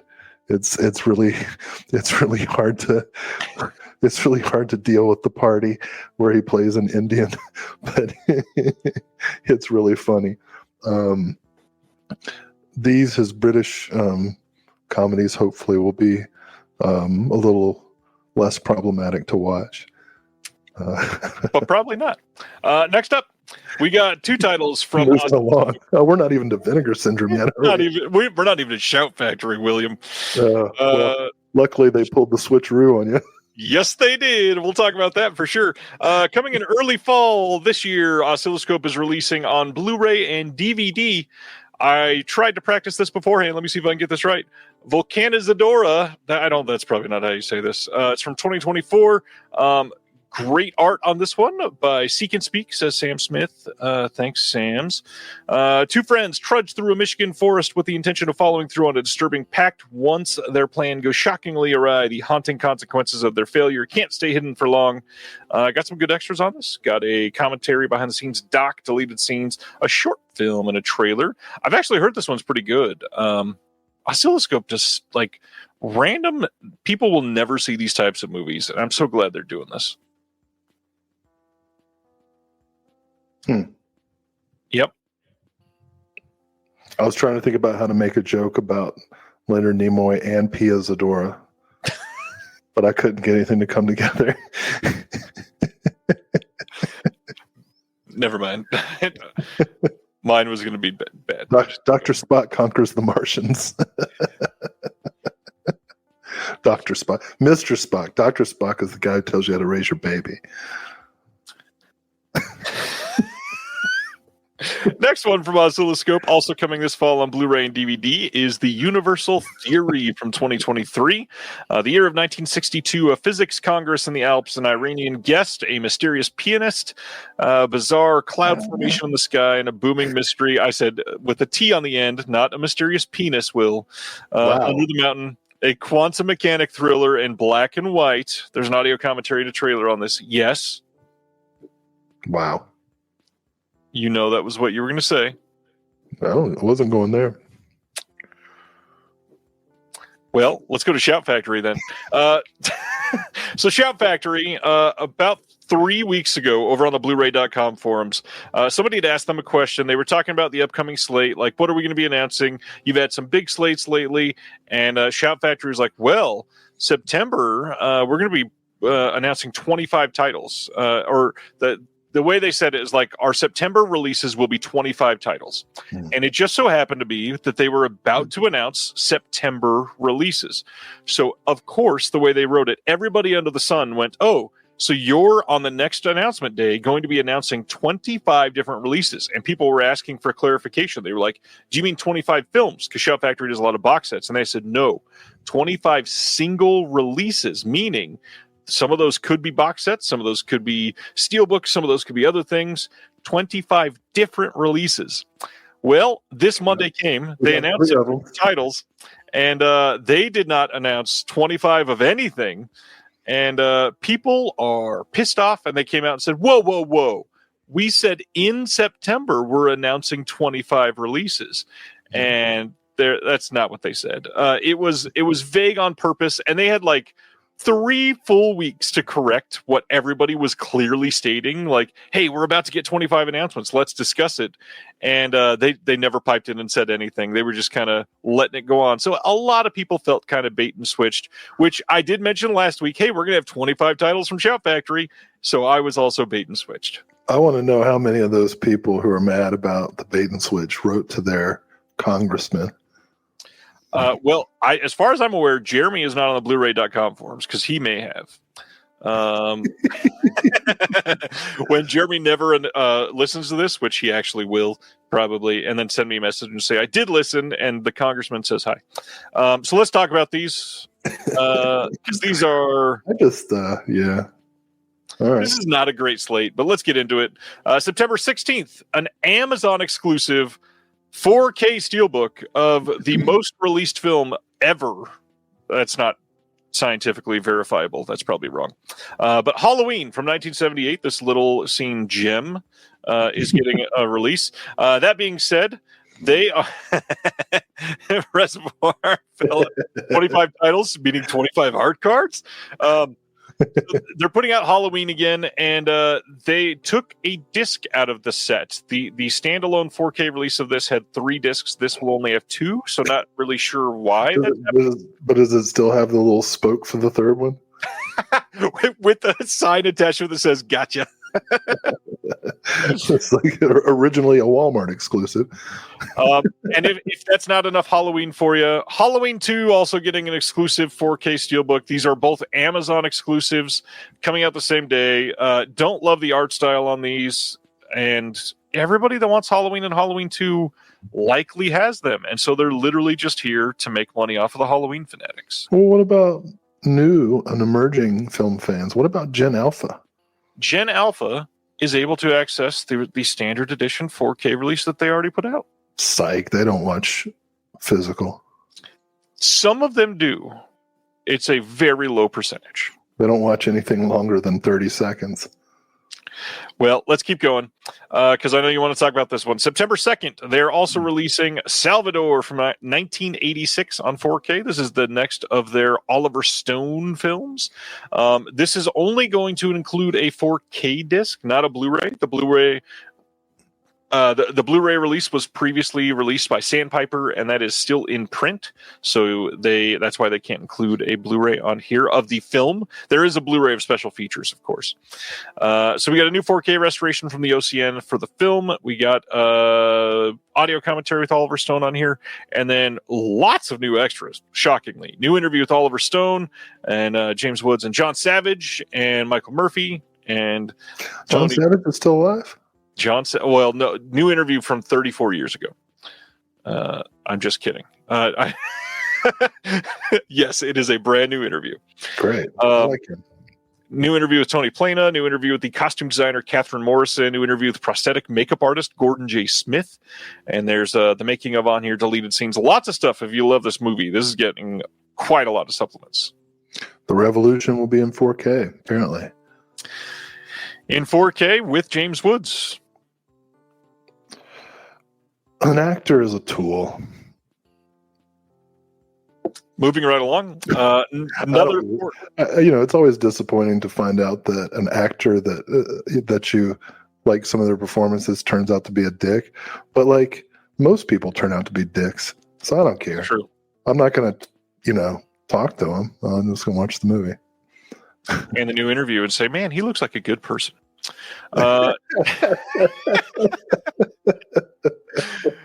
Next up, September 9th, they are re-releasing another film in a steelbook, and I am shocked about it. And my shocked face kind of looks like the front of this steelbook. There is a 4K steelbook coming of Ouija on September 9th. This is a wide release, not an exclusive. And Ouija. Ouija board.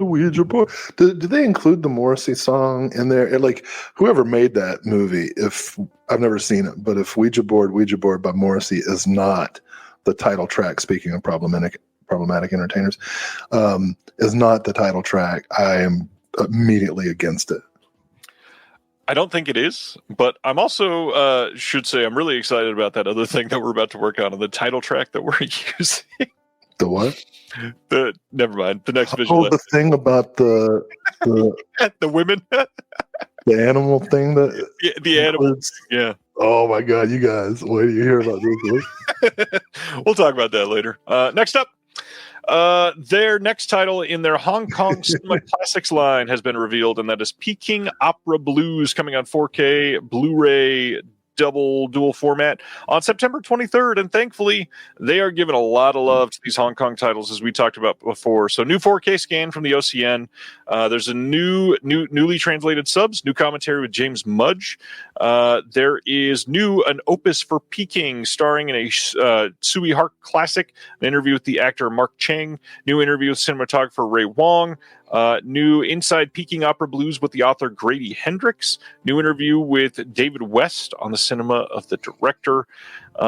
There is a new featurette, Professor Lars Lahmann, on the setting and time of a Sui Hark masterpiece, plus some archival extras. Like, there's a lot on this disc, thankfully. Cool. I'm into that. Yeah, this is one I cannot wait to buy from Arrow Video when they release it. Next up, September 30th, we are getting a 4K of Mama from 2013 from Shout Factory. This is the Jessica Chastain film. You can get a poster with this one if you really want it. And thankfully, they've got some new stuff on here. We've got new interview with the producer, J. Miles Dale, new interview with the DP, Antonio Riestra, new interview with the costume designer, Louis Sequeira, new interview with the production designer, Anastasia Massaro, and original short with the introduction by Guillermo del Toro that was released previously, but it's still here, which is great. Awesome. Have you seen this one? Oh. No. It's okay? It's all right. Yeah, it's like you'd probably give it like 2.4 stars, but it's like a solid 3-star. I don't know how to rate movies. I really don't. It's like grading essays, like, or like I always look at Pitchfork reviews. Not always. Occasionally I look at a Pitchfork review. I'm like, how did you get an 8.3? What's your methodology? I love that Jason Ellis says, say what you will about Shout Factory, but we all love the Asian stuff they release. And literally, like, within fingertips reach of Shaw Brothers from Shout Factory. Yeah, man, like, if they want to trickle out the 25 releases, I'm okay with it. And I obviously, like if it was a zero-sum game, right? I would be pissed that yet another Halloween edition's coming out, and like, where's my Merchants of Death? Right. But it's not a zero-sum game, and Halloween sells every time. So if you got the rights to Halloween, you're going to be able to subsidize other stuff. So I don't hate it. Yeah, I agree. And supposedly they're not trickling out the 25 releases. It's still supposedly going to be 25 titles announced in September. So we'll see. And then they also said they may have 30 titles being announced in December. Wait, released in September or announced in September? Announced in September, which means they would come out around. Why is everybody mad that they weren't announced in July? Because they said the way that they worded it, everybody was hyped up for Monday, and so a lot more people were waiting for the announcements than normal. Oh. They were pretty. But they just said they were going to have 25 releases in September. They didn't say when they would announce them. Right, and the way they meant it was they were announcing in September, not coming out in September. Oh, they're not even coming out in September. Well, now I'm mad. They won't be out till like January. Oh, that's some bullshit. Yeah, I'm writing to somebody. Jeremy's congressman. Next from Shout Factory, September 9th, they're working with G-Kids on The Girl Who Leapt Through Time from 2006. This is the anime version of the old Obayashi film that came out, which I believe was an adaptation of a manga, if I remember the way that worked. Whoa. Maybe not. So this is like an adaptation of an adaptation. It's literally leaping through time and changing form. No new extras on this, but glad this is coming out. I've heard and have yet to see confirmation that this is supposed to be getting a 4K steelbook around the same time. That's on Amazon. So if you're super into this movie, check that out first. This is the movie that got like all of the blows on Monday when Shout Factory announced their stuff. People were pissed and they were like, you promised us 25 titles and all we got was this next one, My Life as a Zucchini. Well, it looks great. Yeah, supposedly it's amazing. And I believe this is available on Criterion release because this was written by Celine Sciamma, who did Portrait of a Lady on Fire. So I believe on Portrait of a Lady on Fire from Criterion, this is a bonus feature. So you can still get this from Criterion. What? Yeah. Oh, then I must have it. It looks like my claymation romance. That was a good try. I apologize. It's on Petite Maman, not on Portrait of a Lady on Fire. Well, thanks for the correction. Now I'll know where to go. And I screwed that up, of course. So yeah, that's My Life as a Zucchini. I like zucchini, man. I'll put that in anything. It's a weird shaped item to say that sentence. Going to the next thing. October 14th, MVD, as part of their MVD Marquee collection, they are releasing Nick Nolte's Weeds. We just talked about James and I was confused. Weeds from 1987. I was shocked with how many people had seen this movie and good movie. Loved it. Look at that man. The ravages of time and poor choices. I'm feeling you, buddy. Emphasis on the second part. So yeah, this has Ernie Hudson, Joe Mantegna, William Forsythe, Anne Ramsey. What a cast. We're having an Anne Ramsey double feature today. That's awesome. Anne Ramsey songs? That didn't work. 2025 director approved 2K HD scan and restoration. We got a new interview with the director, John Hancock, and a limited slipcover in the first pressing of the film. Well, that's a slipcover. I'll put that on display. Yeah, I don't know if that's the final design of the slipcover, but if so. If it's not, they need to stop. This is it. I just went and looked at the comments. Ronnie says, I'm sorry, but Mary Louise Parker looks terrible here. You know what? If you squint, that is Mary Louise Parker. Nice one, Ronnie. Oh, that was great. And then Chris said, Weeds, the classic show with Mary Louise Parker and Elizabeth Perkins. Ben says, thought they were doing 4Ks of his stuff. I don't think you're talking about that title. Yes, we all got your joke. I just did not see it, Ronnie. I'm sorry. Next up, hey, Criterion said, hey, our Janus Contemporaries titles are not selling well. Let's rebrand to Criterion. I'm assuming that's why they're doing this. They're rebranding to Criterion Premieres, which, honestly, way better title. Use the Criterion branding there. That's smart.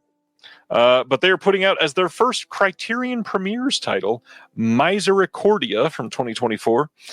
This sounds pretty good, and they're going to be exactly the same as the Janus Contemporary. Same price. Blu-ray and DVD usually will be on sale for $15. They still make DVDs? They do. I mean, Criterions do very well for libraries, sir, and they need DVDs. Oh, well, I can't. Don't give me. Let me blow your mind a little bit. They just released a Nora on DVD through Criterion. Yeah, but the problem is that libraries are so under-resourced that they can't upgrade as they should. I will not name the institution, but they allowed a graduate student whose name, given or chosen, I don't know, was Phoenix, to order whatever discs they thought appropriate. Not to ask the faculty, the teachers, the experts, because who gives a shit about experts anymore? You spend your life learning something. What does it matter? Nothing. Phoenix orders them. So, we have the worst selection. I'm so confused where this is going. I'm talking about the library at my University of Higher Education. It's just DVDs. I'm not saying there's anything wrong with DVDs. I'm just saying that when that's all that's available, I'm just saying that libraries should be properly resourced to stay on top of the format. Amen to that. I fully agree. I'll go check out my audiobook on 14 CD edition. Here we go. Day one. Here's the title that'll blow you away. August 26th, 4K Steelbook in the U.S. from Universal of Twister and Twisters. Yes, double feature 4K Steelbook of both films. The big thing here that if you are into these films, the original Twister in the US did not get Dolby Vision the first time, and now it will have Dolby Vision. So if you want the extra version, this appears to be the way to go. I believe it had Dolby Vision on the UK release, but not the US release when it originally came out. So, yeah. Thank goodness. Finally. I got to be honest, the first film is incredible. The second film, it's the exact same film. It's not bad. It's just the exact same movie. Mm-hmm. Next up, 4K release of Aaron Brockovich, Steven Soderbergh's Aaron Brockovich, coming on August 26th. This will have Dolby Vision and HDR10 and some extras on here. 100 years of Universal Academy Award winners, and this is a real-life look at the real-life experience of the original the real Aaron Brockovich. There's a making-of on here. Will, how do you feel about Soderbergh and Aaron Brockovich? Well, Aaron Brockovich is such an important story in the history of environmental activism, and I applaud the ever-experimental Steven Soderbergh for telling the entire film through the point of view of the baby.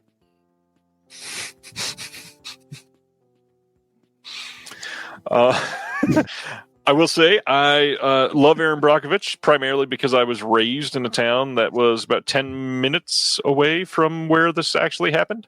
So this is like a hometown story for me. Yes, story is about water poisoning. You know how tough it is for the single ladies out there.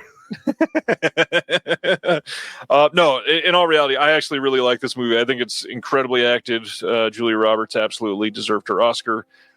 Yes, other people that year probably deserved it more, but hey, she deserved it. Just to be clear, that was a presence joke. Yes, it was. Think it landed? Probably not, because the same 7 people that saw Megan 2.0 saw Presence. Well, I'd like to be in on that cocktail party. Well, as they said in the Megan 2.0 trailer, hold on to your vaginas. Really weird line to use in a trailer. Yeah. Also crazy that Steven Soderbergh, who has now retired twice, released 2 films this year. Especially because I saw it in a preview for Ellie. Wait, what's the Pixar movie called? Elio, whatever. You were close. I tried to like slur my speech, which would not be out of character, so that you couldn't tell I didn't know what movie it was. Anyway, I got it. Ellie De La Cruz is what you were. All right, fine. Move on. Okay, fine. Stan. August 12th, 4K release, Steelbook and standard version of the comedic masterpiece, The 40-Year-Old Virgin. This is going to have a 20th anniversary discussion, so we're actually getting new extras for 40-Year-Old Virgin. Well, the 60-year-old virgin. It's just... Now it's kind of like, well, forget about it. Seth Rogen goes, listen, we've been having this conversation. We know you're gay. It's okay. Judd Apatow joined Steve Carell, Catherine Keener, Jane Lynch, Kat Dennings, and Jerry Bednob for a lively discussion at the Academy Museum of Motion Pictures, and then a bunch of archival extras. I think this Steelbook looks god-awful. Thank goodness they're releasing a standard 4K with the original poster. Yeah, because that's really the thing about the 40-year-old virgin, the iconic poster. It is pretty iconic and actually tells the story in lime green. Yeah, it sure does. Let me know immediately. I didn't want to see it. I'm just sad that this did not come with a bag of sand. I did eventually see it. It's been seen by me. All right. Let's keep going then. Mm-hmm. All right, so I skipped an image just a moment ago, and it's because of this. The Cloud Door. They are a brand new boutique Blu-ray label that we talked about early this year, but they finally just now this week on July 1st launched their Kickstarter over in the UK. They are ran by a couple of gentlemen that are working real hard to make this a reality, and this is going to be a lot. The film that they're releasing as their first release is Omdar Bidar from 1988. It is parallel cinema, some surrealist Indian cinema, and it is one that has not had a great release, and the director is on board. They're after kind of a lot of money for their first release because they have nothing set up, and they are working to get channels going to be able to release more films, but it's going to be quite difficult. So if you've got it in yourself to donate to something, this would be a really great cause. And if you want to know more about it, I posted an interview with both of these gentlemen this week to get some people on their side. Went up the day before this Kickstarter was launched, and it's a hell of a conversation. Both of these guys are genuinely uniquely qualified to get this off the ground. They both come from really different backgrounds. One of them very deep in the film world, one of them a businessman and day-to-day life. And so they are going to do great if they can make the money, but the Kickstarter is quite ambitious. I will admit that. And I will say too, if you go in the hope of paying for a Blu-ray to donate, just the cost of one Blu-ray is going to feel quite expensive. In US dollars, it's something like $50. And it's literally a slipcover and a Blu-ray case and a Skinovo case. So nothing like huge or deluxe or anything like that, but you're literally helping them get off the ground. And so you don't have to buy one if you're not into it. You could just donate a few bucks. Either way, have not seen the film. Will, I'm sure you've probably not seen Omdar Bidar. No, but based on this picture of them, I'd be happy to check out their EDM album as well.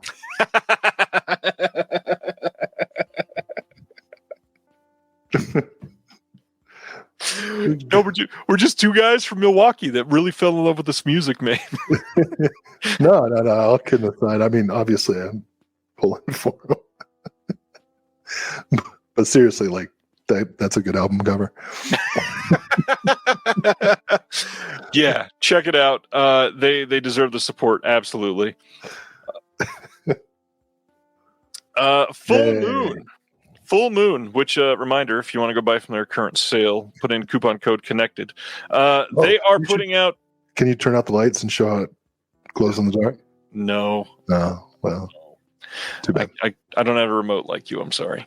Isn't that cool? This is my dad just put this in. You can. Oh, that's the fan. The face staring at it not working was perfect. Yeah. Yeah. Yeah. Oh, Will. Tony Todd, man, rest in peace. Cutter's Club from technically they're calling it 2025 because they just finished making this movie. This was essentially a lost film that was put together years ago. This is a gory sci-fi fueled horror thriller from Charles Band with slick 35mm cinematography by the late great Mac Ahlberg that sees a pair of young student doctors getting involved in a secret society of surgery fetishists and monster makers called the Cutter's Club, overseen by the maddest doctor ever. And we've got Tony Todd in this one. Technically, I think this might end up being his final credit at this point. You got an interview with Charles Band, with Melissa Searing, with Davey Youngblood, and then an official trailer. So it's like J.G. Ballard and David Cronenberg's Crash, but without the intellectual or artistic heft. Yes, literally. Sweet. I'm into it.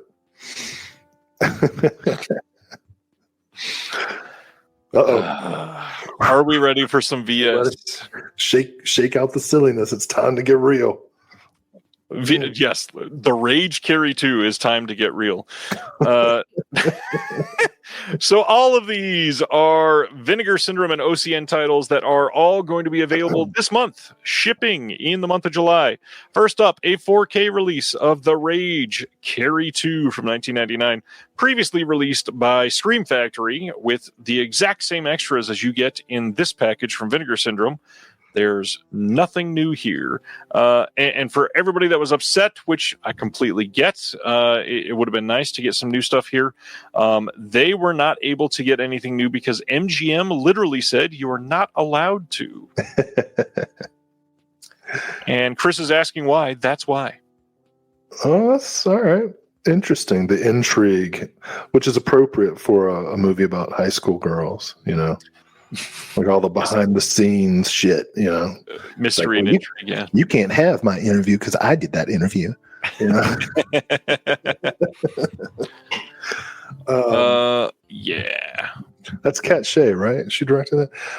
I think I saw that in the VHS days, and it was funny because I forgot to talk about this on the Just Watch, so we can talk about it more next time. But I just watched both miniseries of The Stand. Did I talk about watching both of them? No. That was a bunch of my life. So we'll talk about those next time. But, I'm not a big Stephen King reader.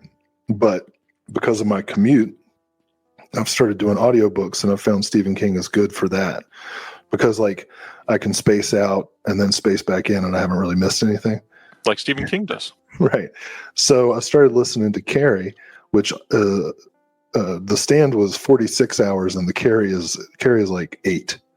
So, I'm going to finish Carrie pretty soon. And then I want to watch like all the different Carrie adaptations because that's how I am. So, and it's named after your hometown.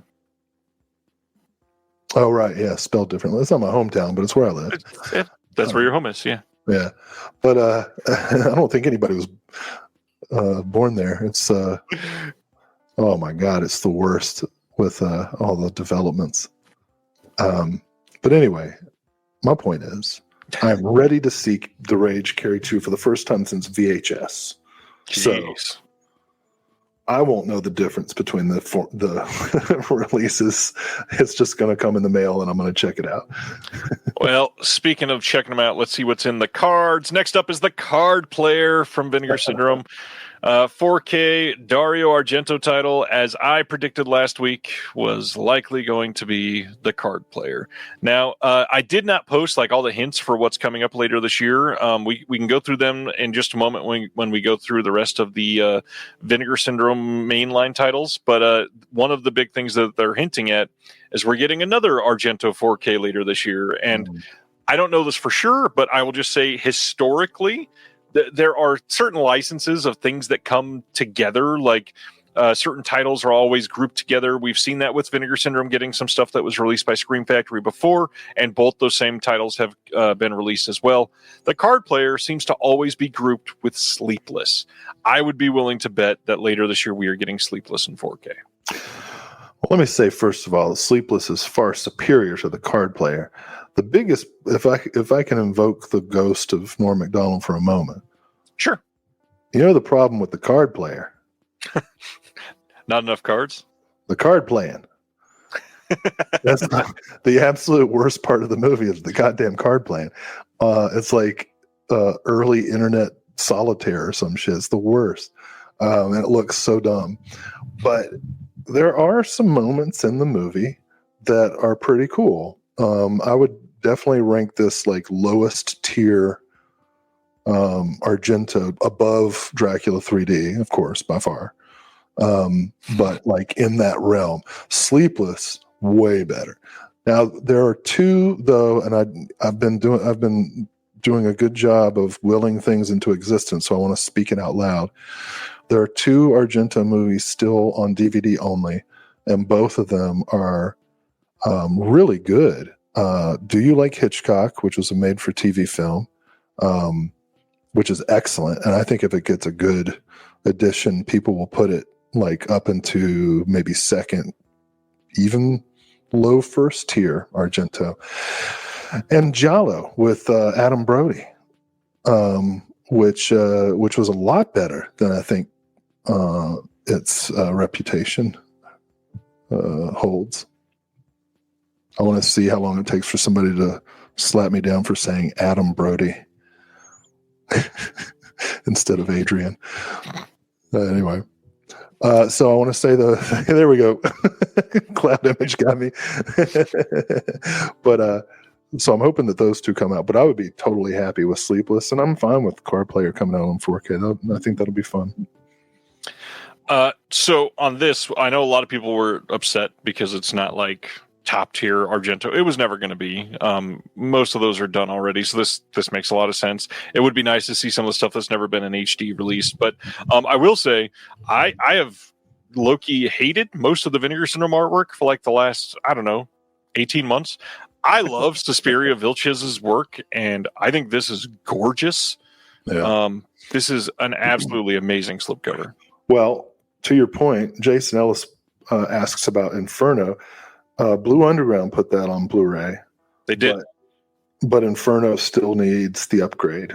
So I don't know who has the license, but I'd certainly be happy with a Blue Underground always knocks it out of the park with their 4K upgrades. But if it goes to somebody else, Severin or Vinegar Syndrome, an Inferno upgrade would be very exciting. So the rumor has been for years that Disney holds the rights to Inferno now. What the fuck? I don't think that is accurate from a couple people that I've talked to. I don't believe they have physical media rights. I think they have theatrical rights in the US, but that is it. I think the holdup now is actually Elements on the 4K. So I'm not sure if they're either not great or they're lost, which unfortunately is for a lot of OCNs going to be where they end up. We're not able to do anything with it. Don't say those horrible things. Anyways, and maybe Vinegar Syndrome can upgrade Trauma at some point.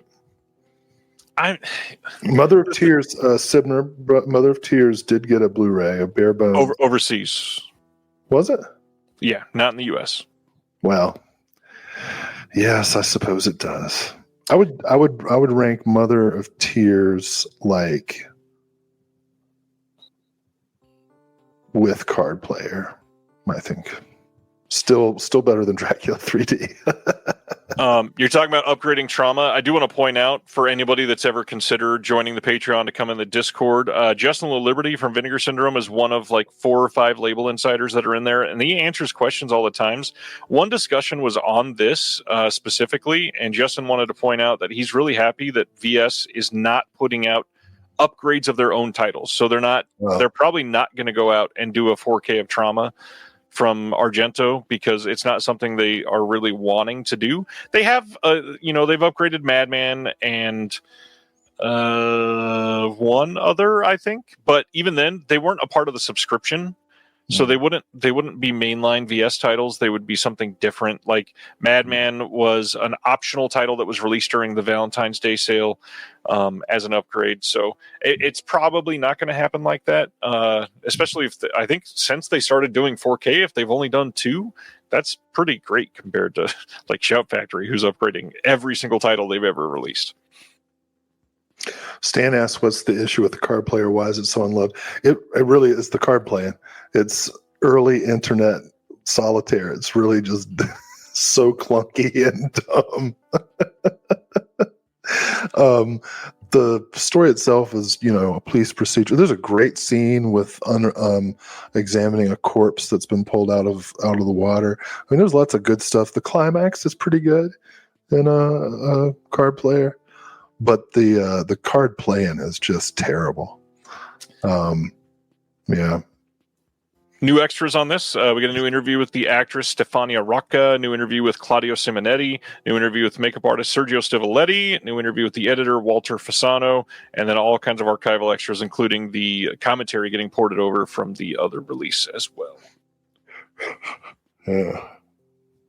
Okay.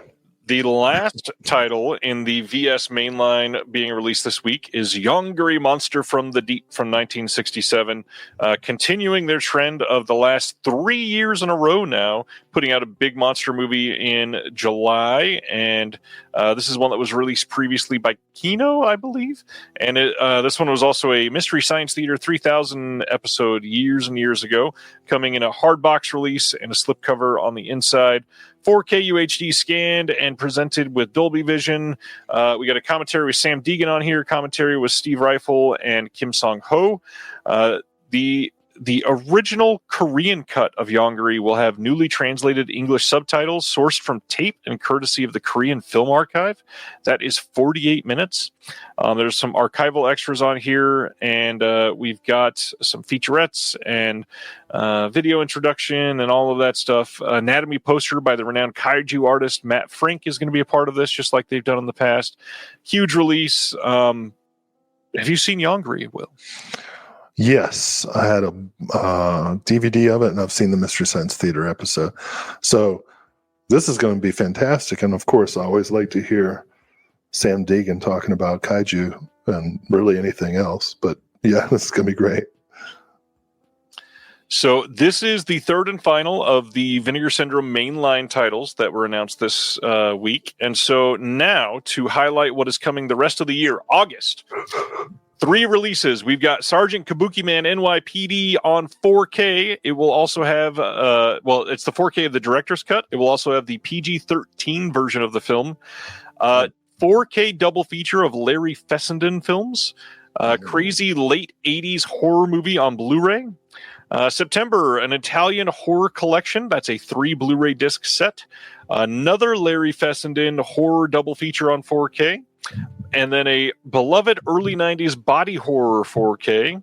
October will be a 4K debut and uncut premiere of The Man Who Could Cheat Death on 4K and Blu-ray. Nice. 4K debut of 70s horror classic with an exclusive new restoration from Never Before Scanned Negative.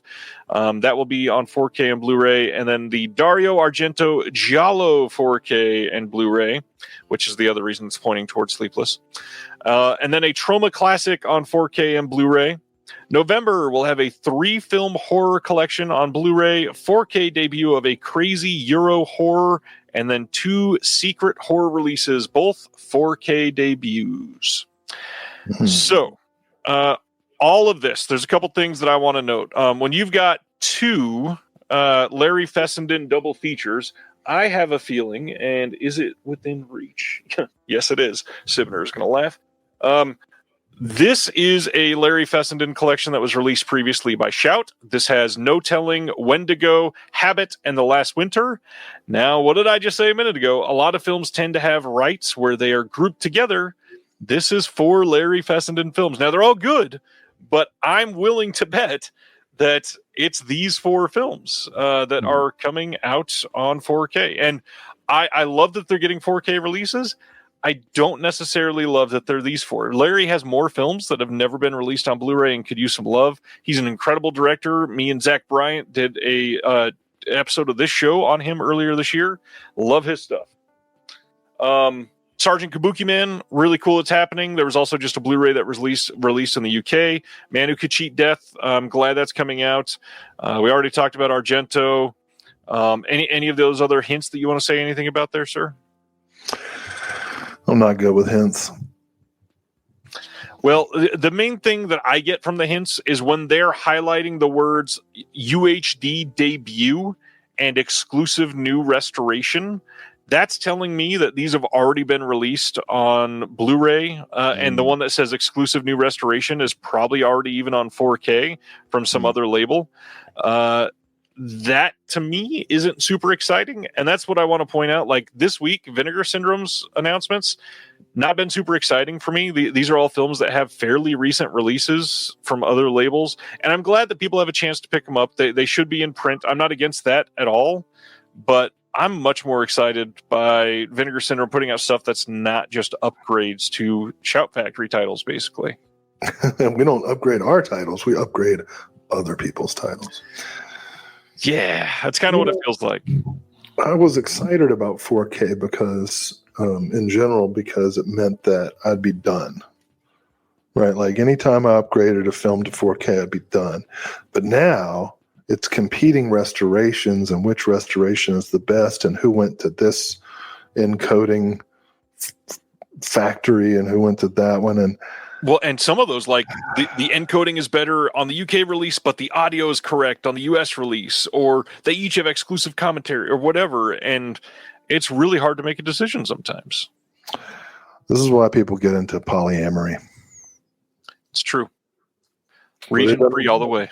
Doesn't work either. You know, you think, well, this person's good at this thing and this person's good at that thing, so I'll have sex with both of them. That's why Will Practice is non-ethical non-monogamy.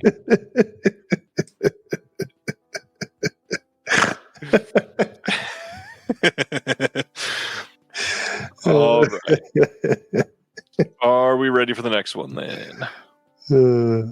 Yeah. David Becker deserves a highlight if you haven't got one. Hanzo the Razor, School of the Holy Beast, Larry Buchanan. Yes. Let's do it. That being said, Severance sale is about to be quite large. It's quite impressive what they have coming the rest of this year, and people are going to be happy with Severin. Just saying, keep an eye there.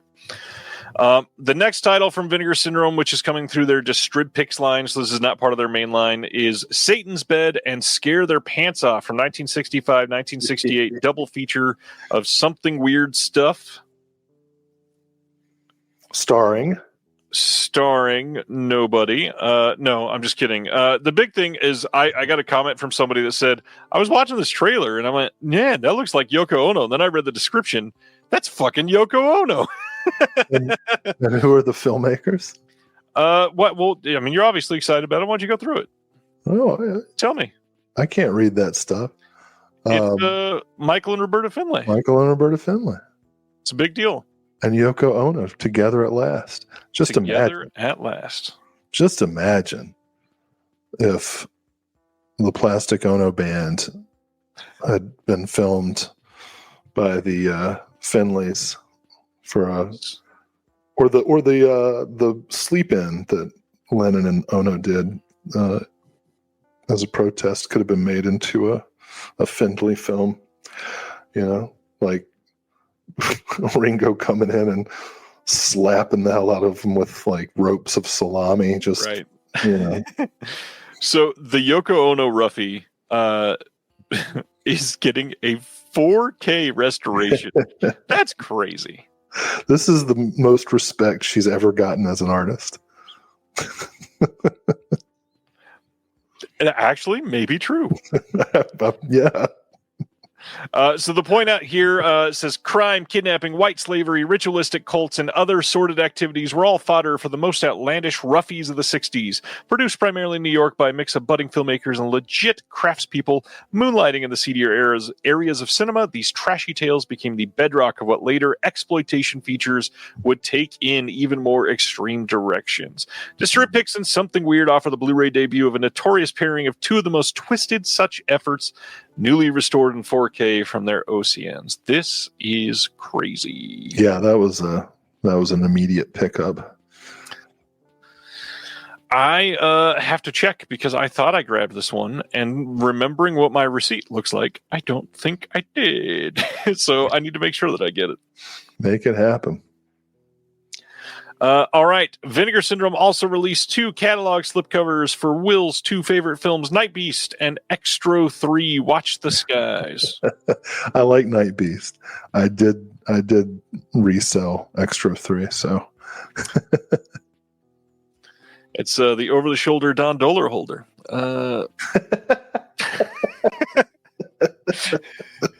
That's a good one.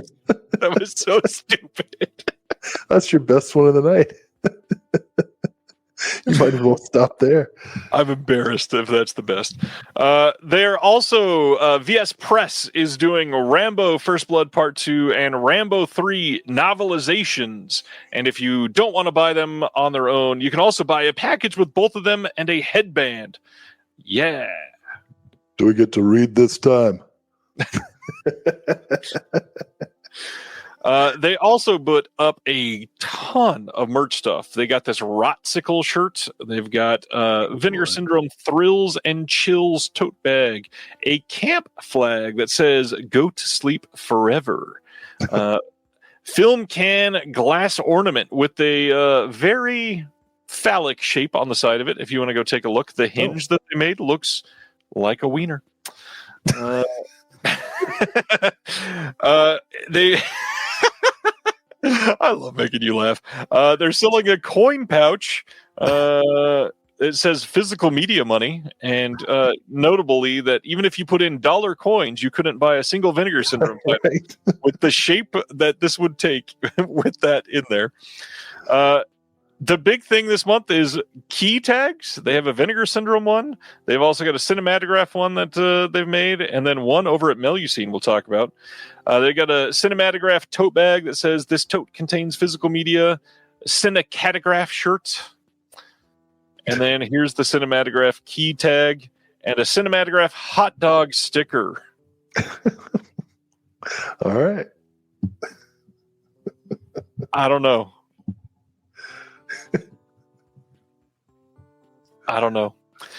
Let's go through some partner labels. First up, Big World Pictures putting out A Man of Integrity from 2017. Will, you ready to go to bed? Yeah, dude, I'm tired, bro. Big World Pictures. I don't know why that's not showing. If that's on the post, that's really embarrassing. It could be because I had crappy internet where I was posting these. Yeah. I don't know anything about this one. Big World Pictures puts out titles I've never heard of, but they're always great. So watch the trailer and consider it. Yeah, I was going to say something similar. Big World has earned my trust, and I love that they pull films from industries that I'm less well versed in. So this is an automatic for me as well. Good to know. Next up is From the Catalog, An Evening with Rodney Asher. For the record, before we get too deep into this thing is strictly limited and will not get a standard release. So this says, from the director of Room 237, A Glitch in the Matrix and The Nightmare, what drives your obsessions? What are your deepest, darkest fears? How far would you go to get Doris Wishman to direct a music video for your band? The Catalog is proud to present An Evening with Rodney Asher, a one-of-a-kind cinematic supercut of original work, found footage, remixes, and music videos that will melt your eye sockets. Strictly limited to 1,000 copies. This has additional short films by Rodney Asher, a booklet with a conversation between Asher and Casper Kelly, who is the one behind Adult Swim Yule Log. And I got to be honest, this was an immediate must for me. I always love these sort of mixtape type of releases, and this sounds incredible. Yeah, it looks cool. Next up, the most exciting one for most people, because this sold out pretty much immediately. Yeah. We've got a brand new partner label, and that is Club Super 8. Club spelled KLUBB Super 8. They are putting out Anita, Swedish Nymphette with Christina Lindberg from 1973. Here is the front and then the censored back of the slipcover. Club Super 8 is a Swedish independent research outfit, film archive, film club, film distribution company dedicated to Swedish exploitation cinema that has been operational for almost 25 years. They are releasing films on VHS, DVD, and Blu-ray in that time. Club Super 8 also owns the subsidiary cultpix.com, a global streaming platform focused on vintage exploitation, genre, and cult movies from around the world. And this is pretty damn cool. So first of all, Club spelled with a K and two B's should be those guys' EDM group name. Club Super 8, yeah. Just Club. But also, so they're now doing OCN distribution?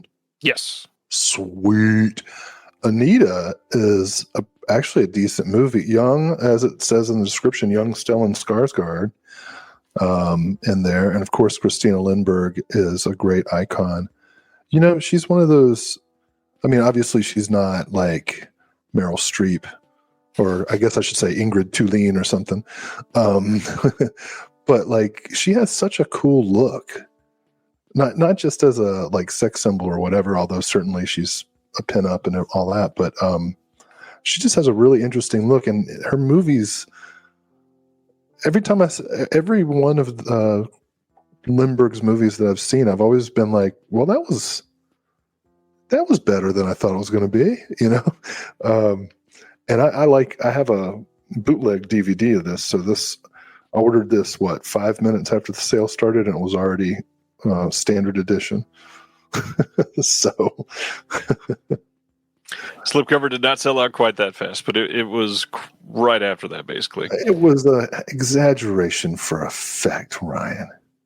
Well, considering how many times I've been corrected by the chat tonight, thank you, everybody. Well, we can't be turning on each other, can we? You can shut the hell up. At the moment, the standard is gone from the VS site as well. However, I do want to point out that you can buy Swedish Nymphette on Amazon right now. You can pre-order it. What? Yeah, you can pre-order this title on Amazon. Seems kind of weird. Well, I got to get these Looney Tunes. That's your order. A Looney Tunes Collector's Choice Volume 2 and Swedish Anita Nymphette. Swedish Nymphette. No, you already got it from VS. You're good. So this is a 2-disc set. The first disc is going to have a documentary, Stellan Sex and Psychotherapy, an introduction by Christina Lindberg from 2021, introduction by Christina Lindberg at Everyman Broadgate from 2021. Oh, wow. Christina Lindberg career interview from 2024, an audio commentary with Jason Carter and the owner of Club Super 8, Ricard Gramfers. And then the second disc is Les Impurés. It's going to be the French dubbed, completely different edit of Anita. What? I just like it when you do accents. I liked your 1997 Brooklyn earlier, so I'm trying. That I got a new scan and a dupe from a dupe negative. There's optional English and Swedish subs on there. And then When the Sex Master Came to Katrineholm, Jason Carter's talking about that from 2024. Anita, the Story of a Bad Film, essay by Jason Carter. Christina Lindbergh centerfolds and articles gallery that spans 15 years. Oh, sweet dude. This is everybody's like Father's Day gift. It was too late. Christmas, I guess. Yeah, it's like $43 on Amazon. Yeah, this is the way to go. Yeah. Well, very pleased with this title. And the standard will be back if it's sold out like it is, and you want it. Just wait; it'll come back. Yeah. Next title is from Film Movement. I think the next few are from Film Movement, and this This is Eureka from 2023, directed by Alessandro Alonso, starring Viggo Mortensen. We got a visual essay on here by Hunter Whaley called Time is Fiction. Have you seen Eureka, Will? I have not, but I'm gonna. This was another. Well, I can't afford to get it yet. Let me be honest, but it's on my list.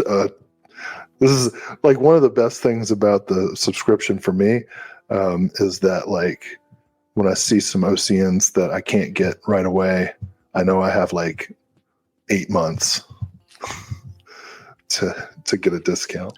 Unless they get announced in December. Unless they get announced in December, which is kind of like, if I'm a label, I'm like, come on, man. Well, actually, if I'm a label, I'm like, no, seriously, I charge more. But anyway. Next film movement title is Nature and Nurture, 3 films by Naomi Kawase from 2014 to 2020. This is available for the first time ever on Blu-ray in North America. And these are True Mothers, Radiance, and Still the Water. This is a 2-disc Blu-ray release. It's got a bonus feature. Juliette Binoche and Naomi Kawase discuss True Mothers. And that is all that we've got on this one. Still worth it. I'm getting this for sure. This is one of the only ones that I immediately wasn't hooked by. So what's great, other than Juliette Binoche? Talk me into this one, Will.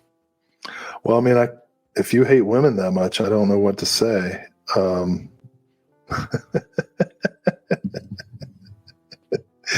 Jake. I'm just letting that one just hang in the air. No, I haven't seen any of these films. I'm familiar, like, in passing with Naomi Kawase's name, and I'm just interested in stuff like, anytime there's a set of movies, I'm like, great, I can learn a decent price. So, well, and Film Movement is pretty damn reliable. Like, balances out Anita and Satan's Bed too. Our next one is speaking of balancing things out.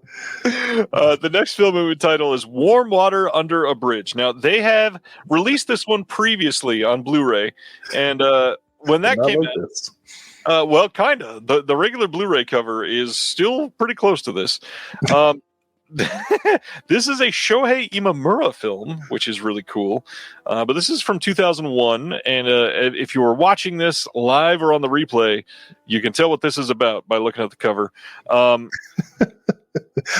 they invented those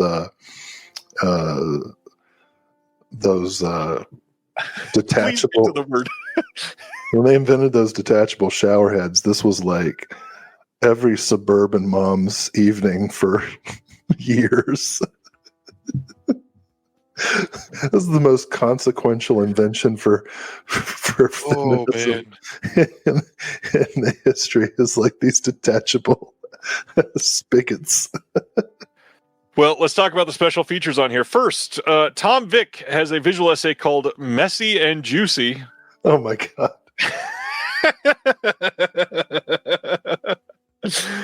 There's a 16-page booklet with essays by, and I'm not kidding, Hwang Kyunmin, and then Jessica Young on here as well.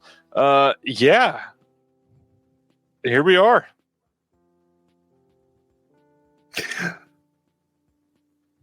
I'm so glad that we could talk about this on this live stream.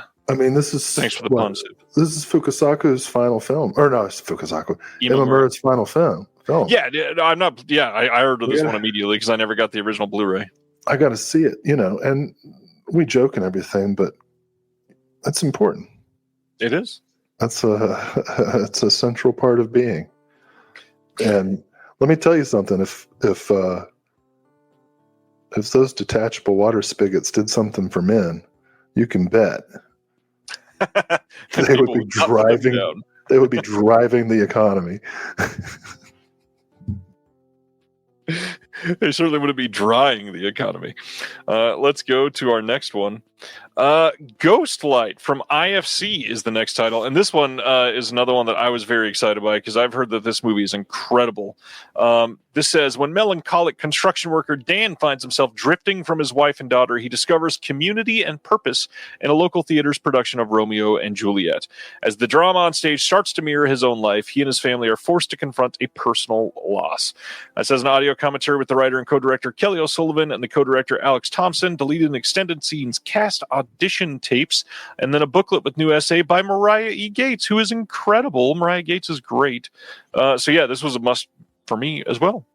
I'm interested.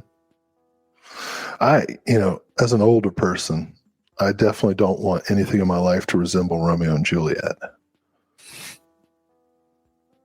Because I'd be like the parent now when they suck. See, never mind. I don't want to be depressing. I won't make the joke I was going to. Let's go to the next one. Canadian International Pictures putting out Lasted 4 Days. This is coming on Blu-ray. The heat wave lasted 4 days. Oh, yeah. Sorry. I'm tired too. Yeah, we could only wish. These last couple of weeks have been awful. The heat wave lasted 4 days from 1975 with a 50th anniversary special edition. This says, while shooting a news report on a Montreal heat wave, TV cameraman Cliff Reynolds unintentionally films Jerry Cuazzo, a recently escaped convict hiding from police and his former criminal associates on the heels of a rogue heroin deal. With the help of Barbara and Gabriella, Jerry schemes to fake his own death while offering large sums of money to Cliff to hand over his film and help deliver the drugs with lethal consequences. Oh man. So this is scanned and restored in 2K from the 16mm interpositive by the National Film Board of Canada. There's 3 different versions of the movie. We got the original TV cut, because this was a TV movie. It's 66 minutes long. The extended cut, which is 72 minutes long.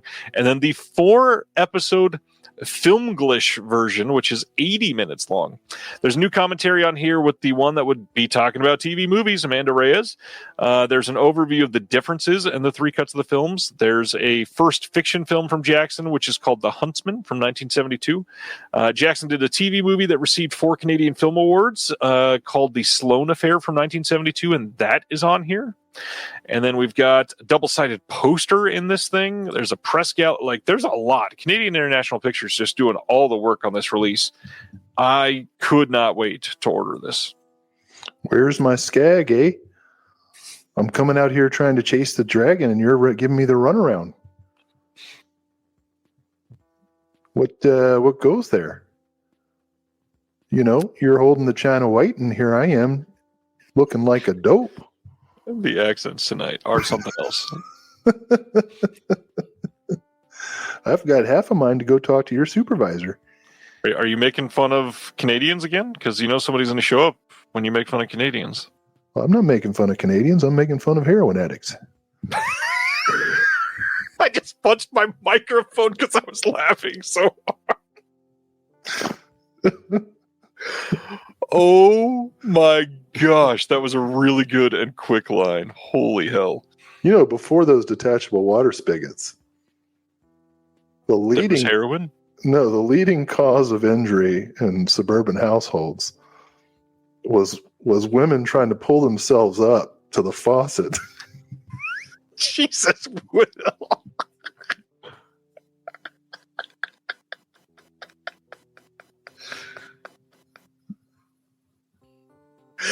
Oh man, that's it. Hey, let's keep going. Speaking of Larry Fessenden earlier, Glass Eye Pictures. Glass Eye Pictures is releasing I Can See You from 2008 on Blu-ray. This is region-free, newly restored, available in HD for the first time ever. Brand new 2025 commentary with Resnick, Peter Fuck, and it's not Fuck, but that's what it looks like. Peter Falk, and moderated by Simon Abrams. The original 2009 commentary. We've got a 28-page booklet with a new essay by author Jason Zinnemann. We got new art by Adam Jaresko, unseen concept art, poster designs, behind-the-scenes photos, and a foreword by Larry Fessenden. All the comments right now are really getting me. Soon to be reprinted by by Vinegar Syndrome themselves. Oh, that's hilarious. New slipcase art by Brian Level, who was just on the last episode of the Deaf Crocodile podcast. Check that out. Ty West interviews Graham Resnick, a rarely heard 2009 podcast recording. Behind the scenes featurette. And then they also include The Viewer, newly restored and remixed, available in HD and stereoscopic 3D for the first time. You got this optimized for 3D TVs and projectors. There's also the red and cyan anaglyph 3D version included and a 2D flat version included. You've got commentaries for that. And then they also include offerings, 3 shorts and 1 music video. You got 12 Days of Black Mass.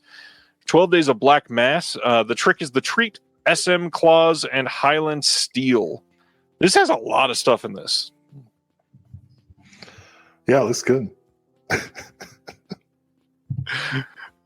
Sivner, I kind of want to share the picture you just sent. That was... Huh. That sounds dangerous. It is kind of dangerous. So yeah, I always love it when all these extra films are included in the package, so you can really see what the filmmakers have in them. Yep. I can't quickly share that picture, so I'm not going to be able to. You sure can't. Let's keep going. Only the River Flows is the next title. This is coming from Kim Stim Films, who's only been around for a couple months now. This one says, when a woman's body is discovered on the banks of a river near a small town in southern China, it's up to police investigator Ma Zhe, working out of an abandoned cinema, to find the killer. But what at first appears to be an open and shut case turns out to be only the first layer of an ever-deepening mystery, as Ma's inquiry reveals the hidden life of the rural community. Based on Yu Hua's short novel Mistakes by the River, wise, bleakly atmospheric tour de force neo-noirs laced with gallows humor and touches of the surreal. It's grungy, low-contrast, 16mm photography, a hand-in-glove fit for its 1990 setting, visually entrancing, a mystifying gem, one of the best films at Cannes 2023. This has a trailer, an interview with the filmmaker, English subs, and that's it. But this sounds incredible. Looks good, but that's a lot of adjectives. It is. Adjectives are great. Good how I feel about the adjectives. Great, good, wonderful, intrigued. That's synonyms. Okay, I'm going to take a break.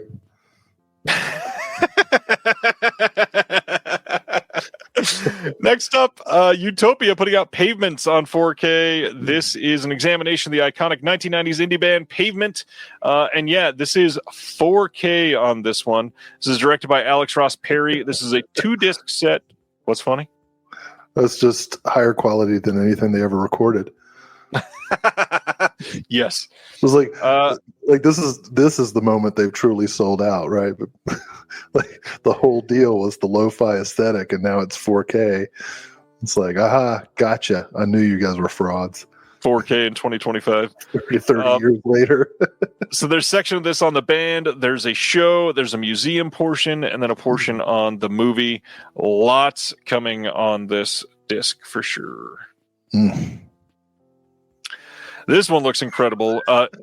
You don't even ask. You're just like, let's move on. You are way out of it. I can't stand Pavement, man. We know. That's when the 90s truly went to shit. Everybody's like, that's when. Yeah, that is when. I'll tell you what. It wasn't when ska punk became like MTV fodder. That was bad. The rest of the 90s was so damn good. That was bad, but like Pavement, the worst. Ugh. And a bunch of people pretending like they can't play, making intentionally shitty sounding music. You're like, I don't care. I'm whatever, you careerist. Get out of here. I love that you're awake enough to rant about Pavement. Ironically, I love the Silver Jews. But yeah, everybody said Pavement was reuniting. I was like, fuck me. What a nightmare. Ugh. I'm cutting you off now. Next title is from Icarus, and they are putting out Route 1 USA from 1989. This is a road movie with few shots of the open road itself, but it sounds freaking incredible. This is directed by Robert Kramer. This has Looking for Robert, a documentary by Richard Copons about Robert Kramer. There's a book with new writing by Erica Balsam. Did you pick this one up? This sounds like a Will movie. I'm interested in it. It's in my little wish list. And let me just say before we continue, if you like Pavement, and when I say you, I mean anybody listening, it's okay. Like, I'm not knocking your taste. I'm just saying that I hate Pavement. And you can love them, and I won't judge you. I would never judge anybody for their taste. But like, if I'm at your house and you put Pavement on, I'm going to have to leave. And that might be what you want. So now you know how. Now we know the ticket. Now you know how to get me out. All right, Route 1 / USA. Now let's go back. I don't want to take away from the filmmakers. Yeah, this looks neat. Okay.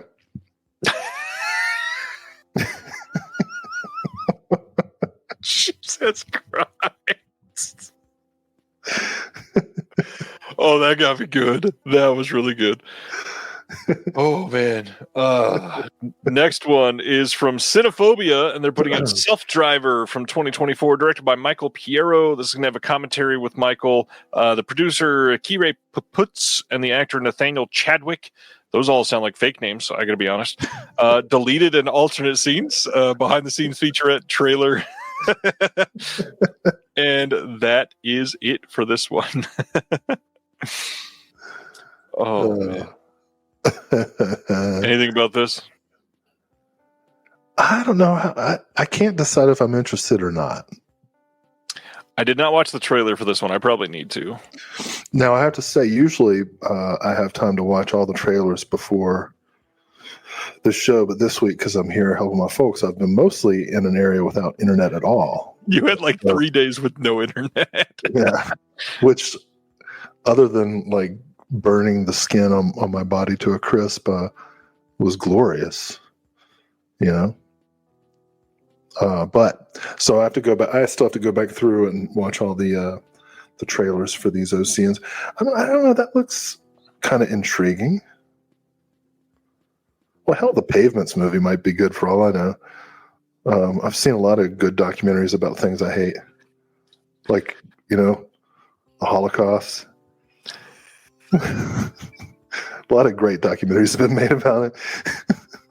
Next up, from Connie releasing Sherry from 2021, or Shari. I'm not sure how it's pronounced. That's the one that's going to get me. Probably. This is Region Free. It has a couple different short films on here from 2019 and 2017. Interview with the director, and then a featurette called Sherry Winter from 2025. This, again, Connie is kind of always an immediate for me, pretty much. Immediate. I should have said Khmer Rouge.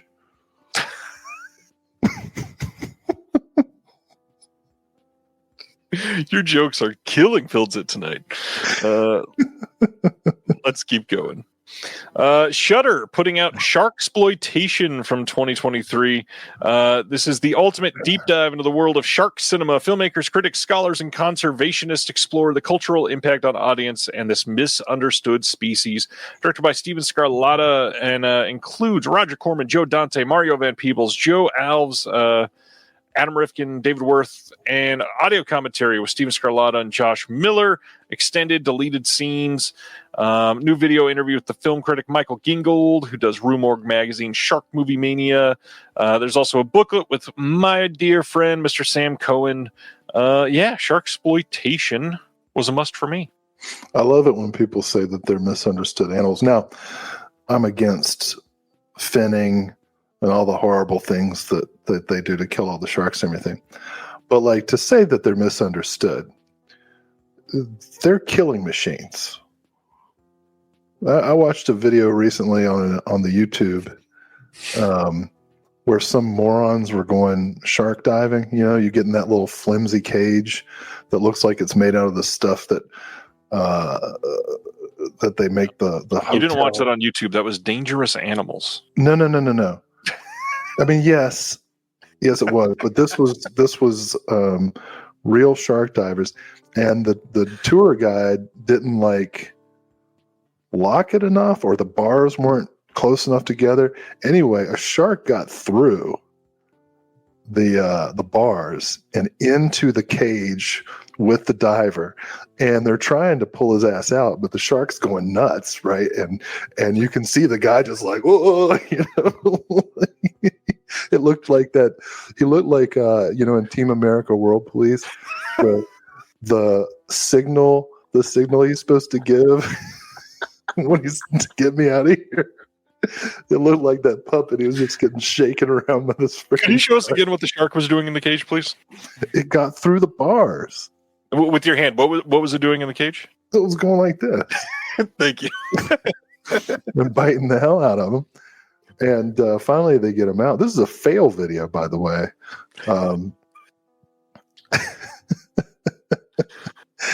And I see Brent Madison's done the shark cage thing and enjoyed it.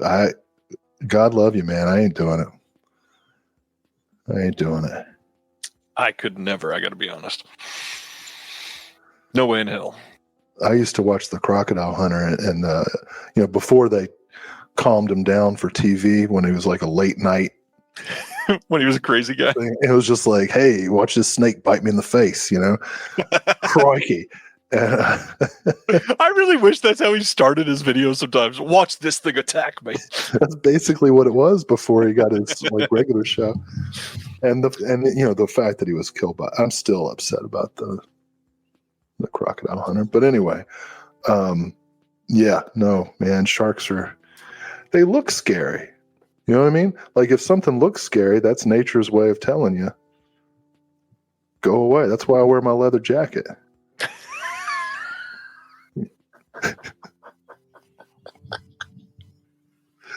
Let people know. Back off. Oh, my eyes are watering. Back the fuck off. I thought it was because you wanted to let them know, hey. All right. So many layers. I'm a shark. I'm jumping the shark, So many layers. Undershirt and undershirt, yeah. Next up from Shudder again is Slacks from 2020. And yes, this is a movie about a possessed pair of jeans. Oh my God. Go back to that. Looks like my first date right there. That first one. Which one was you? Go back. There you go. Worst first date ever. Anyway, I'm gonna have to watch this. That's on Shudder. Yeah, it's supposed to be pretty good. Oh wow. Yeah. It says an audio commentary with the director, co-writer Elza Kefart, co-writer, co-producer Patricia Gomez Zlatter, and the co-producer Anne-Marie Galinas. There's a book with new writing by Tori Potenza. And this is supposed to be pretty decent. Just to be clear, that was a period joke. That's really cool. Does that mean your joke was set in the 1700s? It was pretty good. Come on.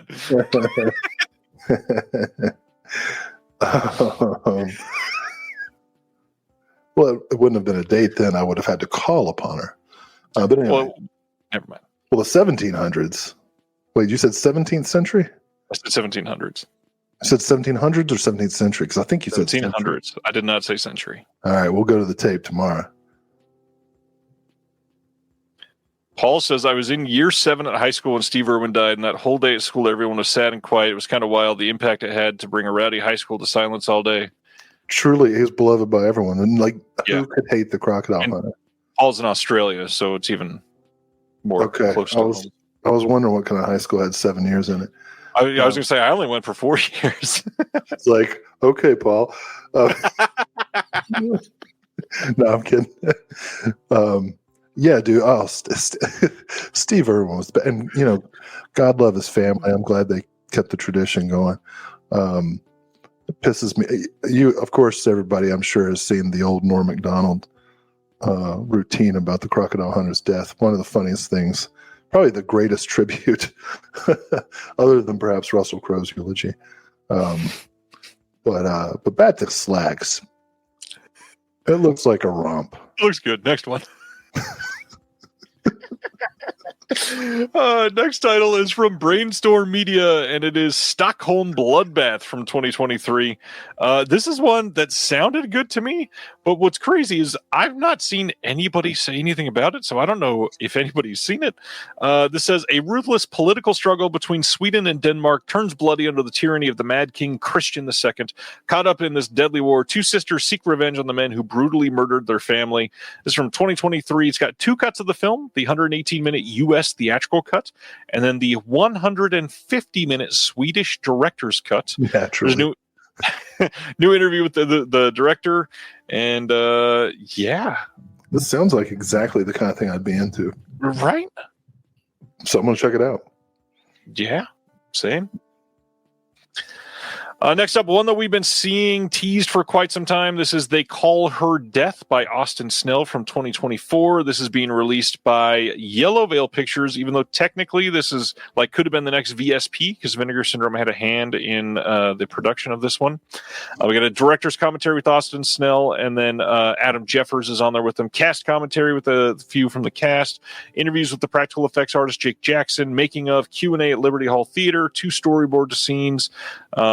Director Austin Snell visits the Vinegar Syndrome archive, and that's on the disc. Behind the scenes, the dubbed Japanese premiere, the trailer, and then a new poster that's also included. And then there's an essay by filmmaker and author Gregory Lamberson. Another one that I've been very intrigued to check out. They Call Her Death, especially first thing in the morning. Thanks, Paul. I appreciate that explanation about the Australian grade school system. My school was so small that K through 7 was in one building and 8 through 12 was in the other. And that's here in Blaine County, Virginia. 212 total. This is a public school. Ain't none of these kids getting into private school, I can tell you that. But yeah, so no junior high or anything. It was just K through 7 and then 8 through 12. 2 buildings. Interesting. Right. So it sounds like it's kind of a similar structure. Anyway, I don't know anything about They Call Her Death. So we're evoking the spaghetti western aesthetic. What else do you know about this one? Molly preys on a bloody crusade against the criminal forces who have wronged her. Her mission strikes at the myth of manifest destiny, but for Molly, with the embodied specter of death on her side, this isn't political. This is personal. Didn't you just... Oh... I did not read that out the first time.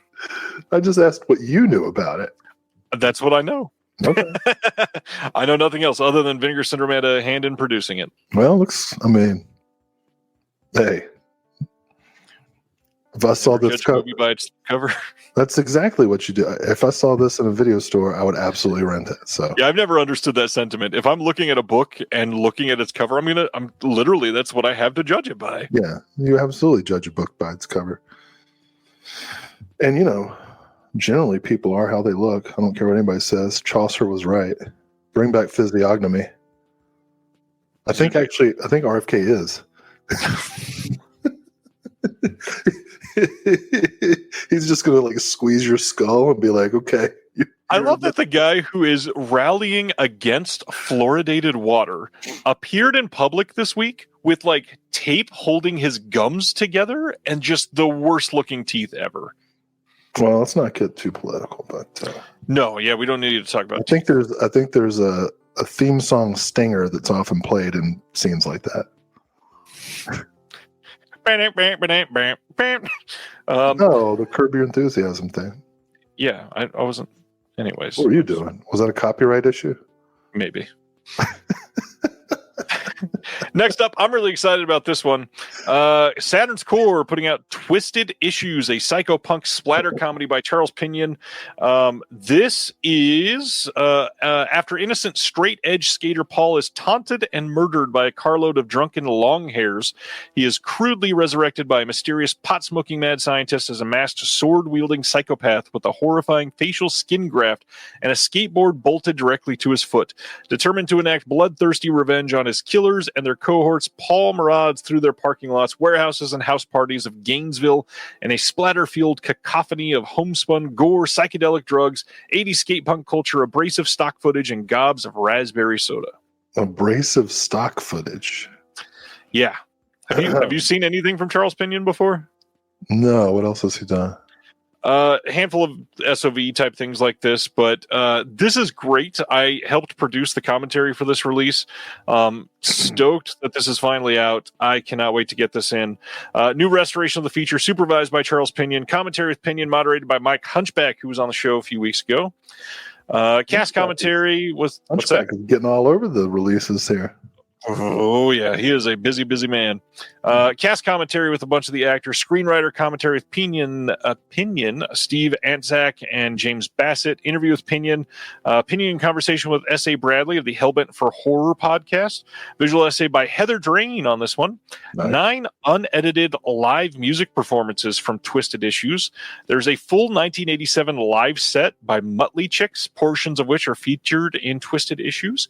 Full 1987 live set by the Doldrums, Charles Pinion Trailer Vault, and then From Twisted Tissues to Twisted Issues, a 28-page booklet edited by Jason Pankow from Microfilm, featuring writings by Heather Drain, Vincent Albarano, and Mike Watt, with the foreword by Charles Pinion himself. Wow.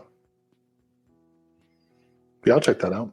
This was a must. Saturn's Core have been doing some really great stuff these last few months. I feel like they've kind of stepped up, which is crazy because they've always been incredible. But these releases are really archiving some fantastic things. Like full 1987 live sets from multiple bands as a supplement is so cool. Yeah. All right. Still a few more OCN. I can't believe I have to say this title out loud. ETR Media is putting out Watch Them Come Blood from 2022. This says it's invoking the spirit of 80s grindhouse cinema. Watch Them Come Blood initially focuses on a group of road-tripping friends trailing after a public pervert who leads them to a very peculiar brothel until a few other players are thrown into the mix. I will say, and you're going to laugh at this, Mr. Jeremy Long has not had the highest of opinions or esteemed feelings on films that Will has agreed with, but he said that this is one I probably would not like, so I chose not to pick this up. Directed by... I did not understand the twisted syntax of that sentence. What did I have to do with it? You always talk down about Will's or Jeremy's taste in film. No, I don't. That was the joke. I would never talk down about anybody's taste. Anyways, this has an audio commentary by the director and co-writer-producer. It's got another audio commentary with Jim Branscombe of Cinematic Void. We've got Charlie and John are also on that. A handful of interviews, behind-the-scenes stuff. Sounds good. Wait, if you're into this movie. Are you implying I recommended it? No. I'm implying that you look down on Jeremy's taste in films. That's No, we just have different taste. I like good movies. I love Jeremy, dude. Are you kidding me? I would never look down on anything about him. I can't. Hold on. Ronnie just threw me for a loop. I just realized my AGFA release did not come through. Wow. It's because they're what the hell? They're motorcycling mamas who can't be tamed. Thanks, Ronnie. Yeah, I'm going to pull that up and we'll just go straight to the site. That's the movie Ronnie's been waiting for. That was a first day pickup for me too. Well, let's talk about that one then. This is AGFA releasing Teenage Gang Debs. Can't show too much of this, but here is the other side of the slipcover. This one is from 1966. Shot guerrilla style in the shadows of Brooklyn, Teenage Gang Debs combines the template of Freaks with the blueprint for Hairspray to forge the most essential juvenile delinquent gutter noir that ever was, with its cinema verite fight scenes, gang leaders who wear cardigan sweaters years and a refreshing flip of gender roles and exploitation. This Something Weird classic, S-I-C-K, feels like what would happen if the Shangri-Las stopped singing Leader of the Pack and started stabbing punks with switchblades. This is region-free, preserved from Something Weird's 35mm print, commentary with Lisa Petrucci, AGFA's Alicia Coombs, and author-filmmaker Janet Harvey. There's a bonus movie. Love when AGFA does this. You got the Rebel set from 1959, preserved from a 16mm print. Some shorts preserved from 16mm as well. Summer Decision and a Teenage Diary. There's a Teenage Turmoil trailer reel preserved from SVHS, and then a booklet with an essay by Lisa Petrucci. God dang, this wasn't immediate for me. What was the bonus movie? It is the Rebel set from 1959. That was another good Mystery Science Theater episode, but the movie's fun on its own as well.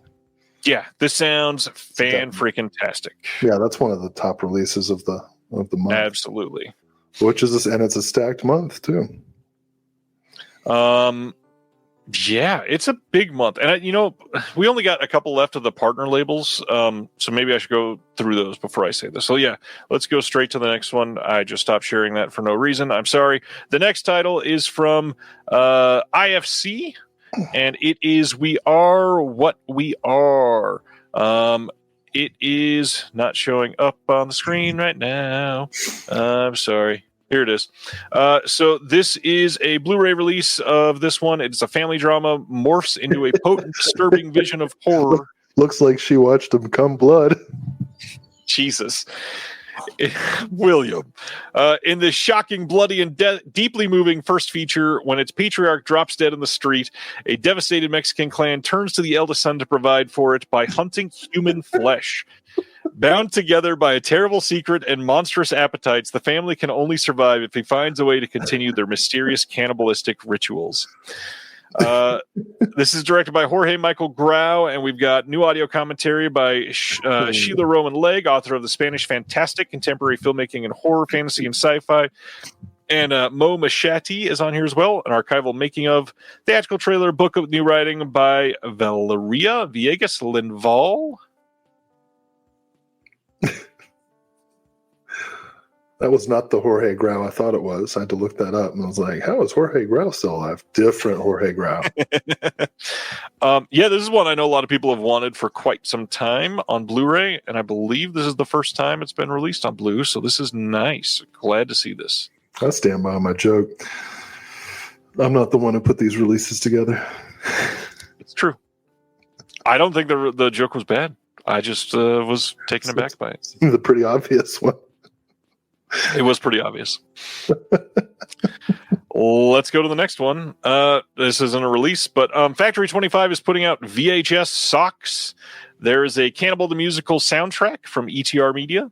And then Shredder Orpheus gets a novelization from VHS Hitfest. Heading over to Melusine, we've got Takeoff. Takeoff, hoser.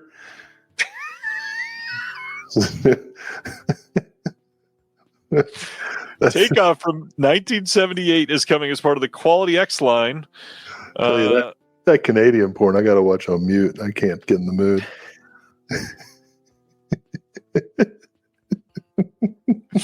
Hey, Shorzy. This one is newly scanned and restored in 4K from its 35mm color reversal internegative. We got liner notes with a booklet with essays by Ashley West of the Rialto Report and Dr. Laura Helen Marks of Tulane University. All right. Takeoff. Next one, as part of the Picorama line, we got a double feature of Tropic of Desire and Fantasy World. This is Bob Chin. Bobby C. Tropic of Desire is a pretty decent movie. That's been released already. I think it was in that VS 5 years, 5. So that's out of print, right? Yep. And then the second feature is new to Picorama, right? I think it was on a DVD, if I remember right. Might have been a DVD. Okay. Yeah. Well, either way, so that's welcome, I guess. Mm-hmm. Yeah, although they say they're not upgrading titles. They sure are doing it on the Melusine side. Peak Homicide?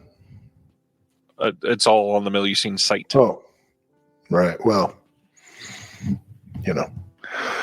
Yeah, I agree with Car Sick. Oh, I just figured out. That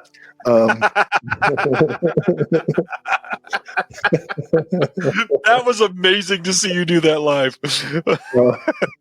I agree about the Rialto Report contributions.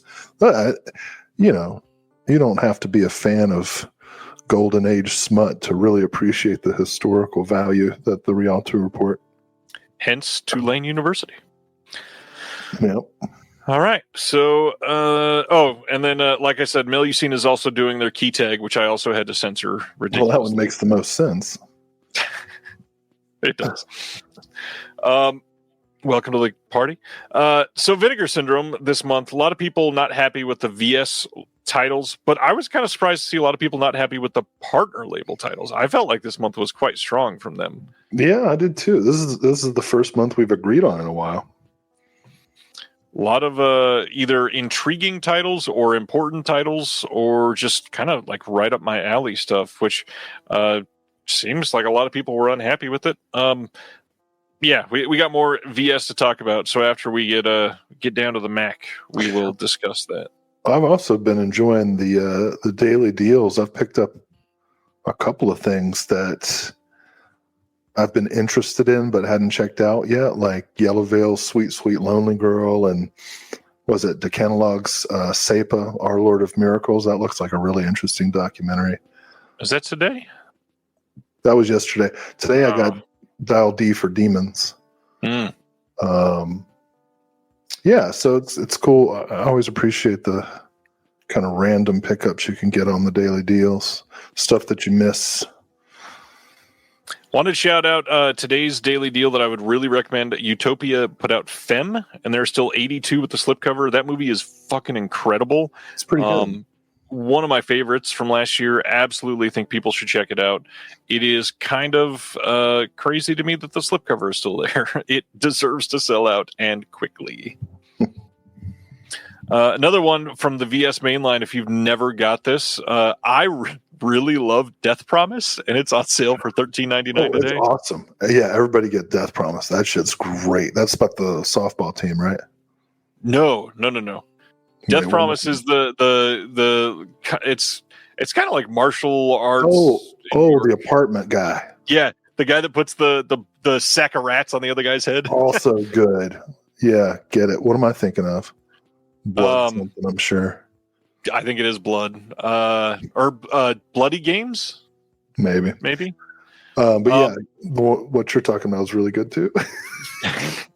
Femme is released by Utopia Silent Mandible, yes. And yes, CGTV VS is giving bonus points for the daily deals. I think it's 5 times right now. Yep. That's how they keep reeling me in. Like every time I come back, they're like, "You've got $5." I'm like, again? Yeah. But it's nice because it pays the tax and like a couple bucks off. So it like, yeah. I gotta get back into doing reviews and getting that $1 per review. No, it's $1. If you put a video and a photo and a review, you get $1 per review. Keith, I was about to type this out. Keith is saying, "Is Femme a revenge movie?" In a way, but also not in the way that you're thinking. It's like a psychological revenge, kind of, and then it turns out to not be that. But Femme is freaking incredible. And yes, Paul, that is the movie with George McKay.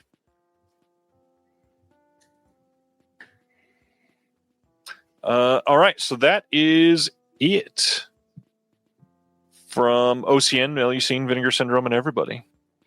Cool.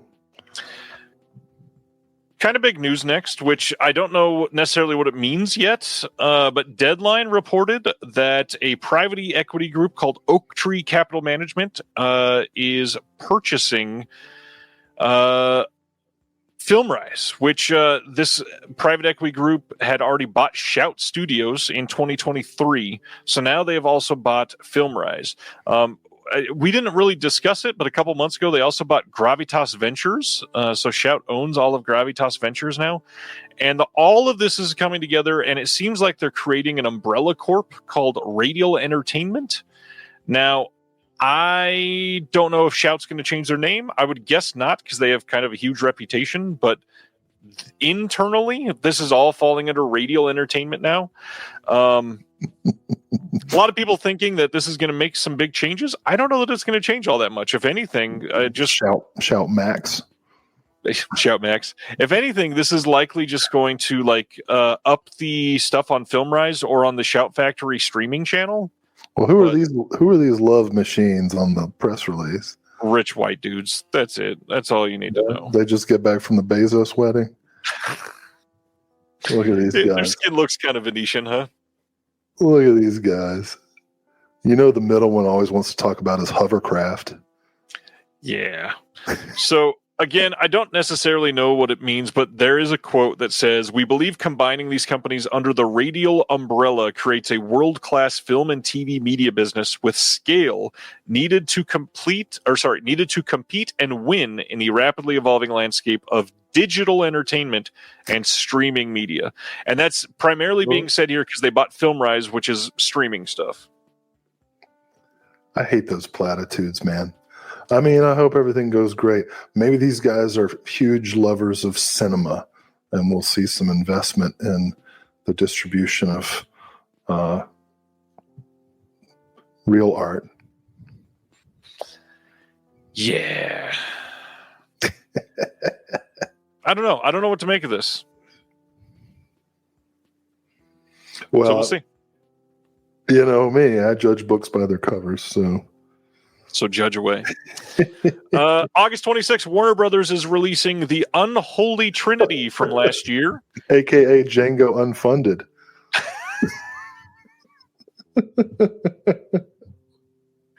Wow. Pierce Brosnan and Samuel L. Jackson are starring in this. I had seen this poster everywhere, but had never heard of anybody watching this. The first release for those guys. I love the art, though. This really tells you something. Is that David Arquette? No, that is Brandon Lassard. The fuck is that? Much younger than David Arquette. Oh, I don't know. Brandon Lassard. Well, good luck to you, young fella. Oh, God, I forgot about this. Dread Central and Epic Pictures on October 14th is releasing Diced Reloaded from this year. The word die with an apostrophe with sd at the end of it. This says, Seattle, Halloween night, 1986. Benny, an infamous serial killer long thought contained, breaks free from a high-security asylum reborn behind a twisted scarecrow mask. As he leaves a trail of carnage across the suburbs, whispers of his gruesome past resurface, fueling panic in a city soaked in neon and fear.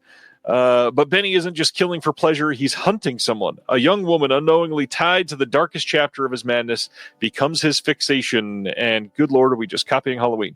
And the closer he gets, the bloodier it gets. Diced Reloaded delivers a brutal synth drenched I'm losing my syntax now. A brutal synth drenched slasher soaked in 1980s nostalgia where Benny carves his place in horror history one body at a time. Now, if you're writing copy and you say that your character is carving his place in horror history, he is not. You should not say that. Well, they should have said he's slicing and dicing. Yeah. Yeah. Diced. Diced. Diced. Anyways. The sequel will be set in Minnesota and it'll be called De-Iced. That's funny. But Matthew's trying to correct me. Not even close. Halloween's in Illinois. This is in Washington. That was great, Matthew. Next up, Cleopatra Records is putting out Hollywood Rocks from 2008, Will's new favorite documentary about the rock and roll big hair music scene in the 80s. Oh, well, who do they cover though? Bands like Rat. Oh, okay, I'm into it. Rat was freaking good, dude. I'm not against them. Next up, the movie that I have tickets for on Saturday, Magnolia, is releasing 40 Acres on September 23rd on Blu-ray. This says, after a series of plagues and wars leave society in ruins, the Freemans are surviving on an isolated and well-protected farm until they're forced to make a violent stand against a ravenous militia hellbent on taking their land. Eager to see this, and I've heard it's great. It's got Danielle Deadweiler in it. Next up, Viz Media here in the U.S. is releasing a Blu-ray steelbook of Uzumaki, the short miniseries that is 4 episodes. It's not the one you're thinking. It is much worse. This is from this year. I believe it's from Netflix. And supposedly, like, all of their funding went to the first episode. And then everything that came after that was garbage. And they've even said it publicly. The filmmakers have said it publicly. Like, yeah, all of the budget was in the first one, and we had the option to either just release the first episode or release everything that we had, warts and all. And they put out all 4 episodes, and it got eviscerated online. For some reason, I want a fruit roll up right now. All right, you were going to talk about the original Uzumaki, huh? I mean, it's cool. Sounds like it's better than this. Junji Ito is great. Only a few left tonight, Will. We're almost done. 28 years later from this year is getting a 4K Steelbook and Standard and Blu-ray, and yes, Will, DVD. We don't have a release date for it, but you can pre-order the Steelbook now and the 4K and all that other stuff already. How do you feel about this art? I mean, that's fine. It's decent. I like the zombies and the drips, and then the hunters at the top. It's pretty cool. I heard Mr. Manhattan's in this. I don't know who that is. From Watchmen, I think. I don't know. It was a joke about the giant dick. Yeah. 28 inches later, yeah. Tell you one thing, you'd be coming blood after that. But I saw 28 Days Later in the theater, and I remember the experience hurting my eyes so much because of the digital video. Yeah, it's not great. Quality. And so I never saw the sequels or anything. I kind of they don't look like that at all. Yeah, I know. I also don't like, who was it, Danny Boyle? Danny Boyle. Yeah, I don't like him. But I'll probably do a series rewatch. I've been, the past couple of years, I've been getting into the habit of punishing myself by doing series run-throughs of, I did all the Lake Placids several months ago. Yep. I think I talked about it on the show, didn't I? Good God.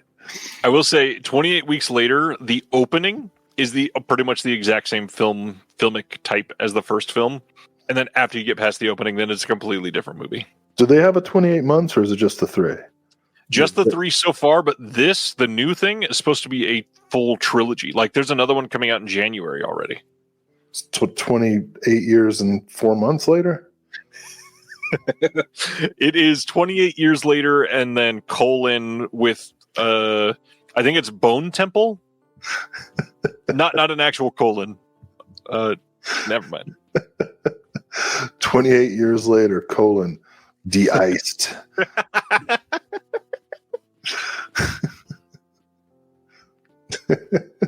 28 years later, you diced. Oh, I said de-iced. I went back to the Minnesota. You went back to Minnesota for some reason. All right, let's keep going. Oh, God. So VS are announcing titles every single day. Yesterday, their VSU is Mac and Me from 1988. Now, here's the thing. I got nothing against people loving this movie. I know that people are very nostalgic for this. I think the art for this is quite funny. I think this fits into the VSU line because they've done quite a few kids movies or borderline kids movies on VSU. This even has some new extras. We got a new commentary with Stuart the director, and then Jim Branscombe of Cinematic Void. New commentary with Wayne Byrne and Paul Farron. New interview with the director again. New featurettes. All kinds of new stuff. Plus, there's a 40-page book with all kinds of new essays. I just don't love that Vinegar Syndrome is re-releasing Shout Factory stuff. And again, Shout Factory released this, I get it, like 7 years ago. It was in print as of a week ago on Blu-ray. It's probably out of print now. But, Will, how do you feel about Mac and Me before I say much? The joke I was going to make was that Paul Rudd had already bought up all the limited edition. But you got all serious about it. Like, I just, for Mac and Me purists like myself, I just don't know what format to choose. I don't get why we need this. Why, like... We do not. Well, but to be fair, how many of the titles have we needed? I mean, like, one of the ones that we're about to talk about has been very needed, and it's a huge deal that we're getting what we're getting about that upcoming announcement that we're going to talk about in a minute. But this, like, there was already a very good Blu-ray in print last week and has been for 7 years. People that were new to collecting, if you wanted Mac and Me, you could have searched on Amazon and picked it up for very cheap. We don't need a $50 version of Mac and Me. Unless it's the 1989 instructional video hosted by Ice-T called Mackin' and Me. Right, and that joke has already been made in the chat, and I know that we need it. I refined it. I'm not against this movie coming out on 4K. Like I said, it's just. But isn't this like the fifth title that you pointed out does come out on Shout or Scream and yeah, that's a lot. Why is this one the one that's setting you off? Because it's $50 for people that aren't subscribers. So don't buy it. I'm not. I wouldn't buy this if it was $10. That's the God's honest truth here. I hate this movie. I think this is maybe the worst movie Vinegar Syndrome has ever released now. Woo. And I do mean that. This movie is real bad. I don't know. The fact that it's subscriber week, so you're trying to entice people to subscribe and say, look at all the things you could get with the great discount. Mm-hmm. And it's all stuff that most people that have been doing this for years either already have or have already seen. Why would people look at this lineup and say, okay, I need to subscribe? Well, I guess we'll find out. I mean, that's their gamble, right?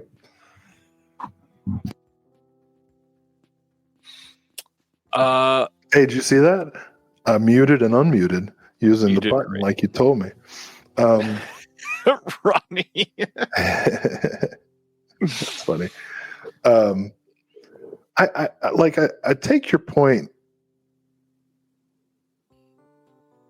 to the extent that, again, if it were robbing us, if it was a zero something and it were robbing us of a title that we could have gotten, but it's not. It's so Shout Factory's got their Blu-ray, and now Vinegar Syndrome for the Mac and Me, like, diehards have this deluxe edition, and you can choose which one you want, or like most reasonable film goers, you can say, hey, it's funny on Conan, but I don't want to watch this movie. Or you can watch, there's a Mystery Science Theater version and one of the new hosts that was okay. I'm not going to get this. So, like, to me, this is like Sidekicks. It's like, oh, they put out Sidekicks. I'm not going to get it, but somebody who wants to pay $50 for Sidekicks to put on their shelf, ironically or unironically, which would be even cooler, can put Mac and Me right next to it. So again, I'm not against Vinegar Syndrome releasing Mac and Me on 4K. I got nothing against it. I'm just not going to buy it. But the big thing is, it's not a zero-sum game, but at the same time, what could they have done as a VSU right now if they were planning VSUs if they weren't releasing this? Maybe there's something else that they've got coming that they could have released right now. Yeah, there's something in the pipeline that it'll slow things down. But, the fact is this is probably going to sell. Oh, it will. And So, they're doing like 10,000 copies of this. yeah, and I mean, like, it's like we talk about all the time. You put out stuff that's going to sell so that you can subsidize the stuff that you want to put out that you know is not going to sell as well. And that this whole scheme of what I'm saying is maybe the problem a little bit, because I feel like all we're doing is re-releasing things on 4K from other companies now, and VS has really gotten away from the blood tracks that they've done in the last year and a half. And these sort of upgrades that we're seeing used to be few and far between, and now it's practically the entire month slate from Vinegar Syndrome, which that's where I feel troubled by it. Okay. Because, yeah. So, like, at the end of the year, when it's time to decide if you're a subscriber or you're either going to renew or decide to be a first-time subscriber, you can look at the year's slate and be like, maybe I won't renew. You know? yeah. And then they'll have that data.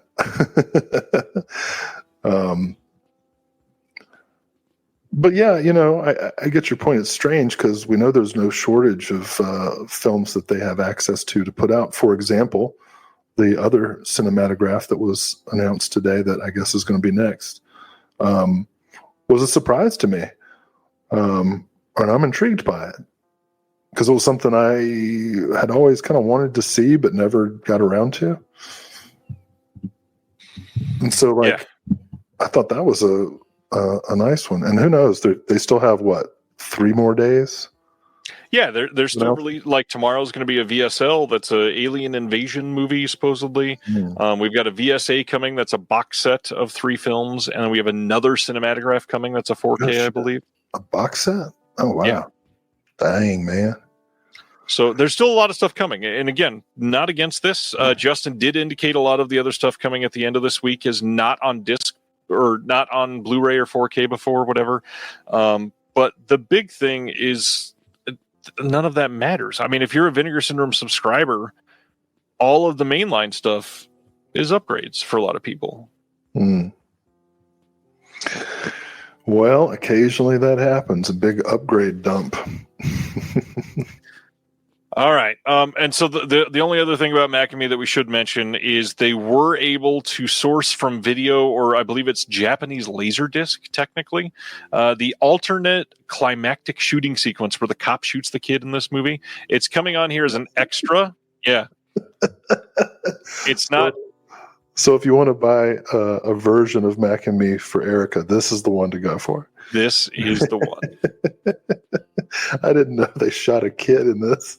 Yes, in the alternate version. So the thing that took Mac and Me and ran with it and was maybe the bigger news pretty much immediately, September 23rd, Sony themselves is releasing a 4K steelbook of Night of the Living Dead from 1990. Yes, sir. This is the Tom Savini directed remake of Night of the Living Dead. Now, this has 2 versions of the film in 4K with Dolby Vision. We have a brand new uncensored cut supervised by Tom Savini himself. Yes. This has moments of graphic violence and delivers an alternate vision of this horror classic. He has confirmed that this does start in black and white and turn to color after the opening. They also have the 1990 theatrical version. It will not be tinted blue like the old shitty Twilight Time version of this. That's already been fixed by Sony, so you can count on that. There's Dolby Atmos on both versions of this. There is a brand new commentary with Tom Savini on the uncensored cut, moderated by Michael Felsher of Red Shirt Pictures. Then on the Blu-ray disc, and this is where people start to get mad, the Blu-ray disc has the theatrical version of the movie, but not the new uncensored version of the movie. So if you are not 4K capable yet, you can't see the uncensored version. And then they also have a bunch of new interviews. We got a new interview with Bill Moseley, who Will just ran into a few weeks ago. New interview with William Butler. New interview with McKee Anderson and Heather Mazer. New interview with the producers, John Russo and Russell Striner. New interview with the editor, Tom Dubensky. New interview with zombie performers, Greg Funk and Dirk Ashton. There is some old featurettes that were archival, but lots of stuff coming in this. Love the art on the steelbook. I am so happy with this announcement. I wish there were a new interview with Patricia Tallman, but other than that, stoked. Yeah. And I do wish that we could get Tony Todd before he passed for this. Yeah. That's a good tribute, though. Yeah. Nice to see something new being added as far as the feature on 4K. Love that Tom can finally see his original artistic vision come out. No pre-orders up for this yet, but should be up in the next couple weeks. This will be a wide release, and I believe this is going to be for sale, like, I don't know necessarily worldwide, but it should be available in the UK eventually. It was already graded by the BBFC for home video, so should be able to see that soon. Nice. Freaky Tales, we talked about this fairly recently. Lionsgate is putting out a wide release Blu-ray of this. You can buy it on 4K from their site in their special VHS packaging, but nice to see this get a wide release on Blu-ray coming on August 12th.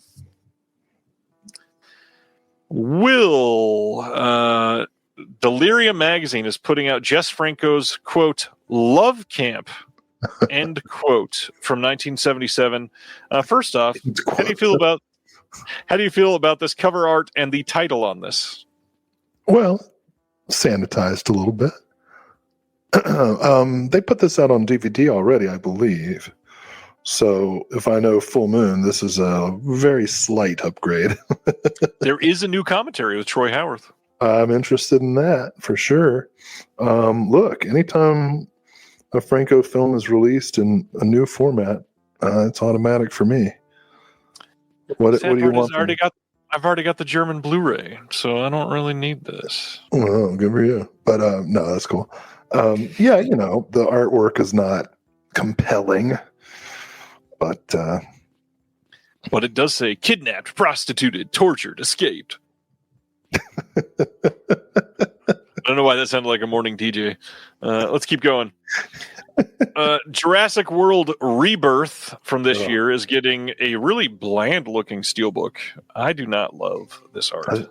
Based on the early reviews, it sounds like it matches the movie. Hey-o! Yeah, you can pre-order this now. It's available widely. Yeah, that's all I got. I haven't seen any of the new Jurassic movies. Like, I haven't seen anything past the original trilogy. We don't talk about VCI a lot, but they are hosting a sale on their website right now, vcientertainment.com. I know people probably hear VCI and don't immediately go, oh, I need to go shop their sale. But they have a lot of really cool stuff that doesn't go on sale as cheap as they have it quite often. They've got a lot of really great Mexican cinema. They've also got the entire Kit Parker collection, which has Mary Pickford titles, which are really great. They've got Dark Star from John Carpenter. They've got they've got a Video Nasty that's not been on Blu-ray anywhere else, so that's pretty freaking random. I feel like last year I got 6 or 7 Mary Pickford flicks. Nice. I think there's only what's that? Did they have the sale last year? Or maybe they had a sale recently. But I definitely recently picked up a bunch of Mary Pickfords from them. I think MVD hosted a VCI sale. That's probably where you got it. MVD? Yeah. This is why I need you in my life. That's why I'm here, baby. One of the many. Next up, this is the one that you were referring to. We're No Angels from 1989 getting a Blu-ray release from Vinegar Syndrome as part of their Cinematographs line. This had been released previously on Blu-ray by the studio, but this gets a new audio commentary with Chris O'Neill and Bill Ackerman. There's a new video interview with the director Neil Jordan, new video interview with James Russo, new video essay from Sam Deegan comparing the 1955 and 89 versions of We're No Angels, some archival extras, and then new text essays by Patrick Dahl, comic book writer Joshua Dysart, and entertainment journalist Matt Preach. Tell us about We're No Angels, Will. Well, like I said, I haven't seen it before. I've only ever seen it on VHS. And by the time I realized... you haven't seen it, but you saw it on VHS? I saw it on VHS, like in the video store. Okay, that was confusing. But by the time I knew that it was a Neil Jordan movie, I had already become like, not a snob, but DVD had come out and it had been kind of a revelation. Like I didn't realize how much, picture and color I was losing watching VHS. And so I was like, well, I'll wait for We're No Angels on DVD. And then I was like, well, it's Neil Jordan. The colors are going to be vivid. I'll wait for it on Blu-ray. And I never saw it. And now here it is. This is the second De Niro movie on Cinematograph. That's funny. I'm really interested in seeing this. I have no idea if it's good. Neil Jordan sometimes is awesome and sometimes not so much. Everything I've heard is basically mediocre. Okay, well, it says it right in the title. What do you expect? Yeah. I mean, it's a hell of a cast. Robert De Niro, Sean Penn, John C. Reilly. And, it's a good opportunity to go back and watch the original Michael Curtiz film, which I don't even know if that's out. Is it? I'm not sure. I gotta be honest. I'll have to Google that. But I just what I like about Cinematograph is that it really is titles that I don't necessarily expect to see anywhere else, whether or not I'm interested in looking at them. I'm glad that they're getting these releases. Jim is saying, was under the impression that We're No Angels was only ever on DVD, and looking it up, it looks like the original was on Blu-ray that was released in 2020, and that's it, at least in the U.S. It could have come out elsewhere, so maybe I was seeing something wrong earlier. Yeah, this is the first time on Blu-ray, it looks like. So, yeah, cool.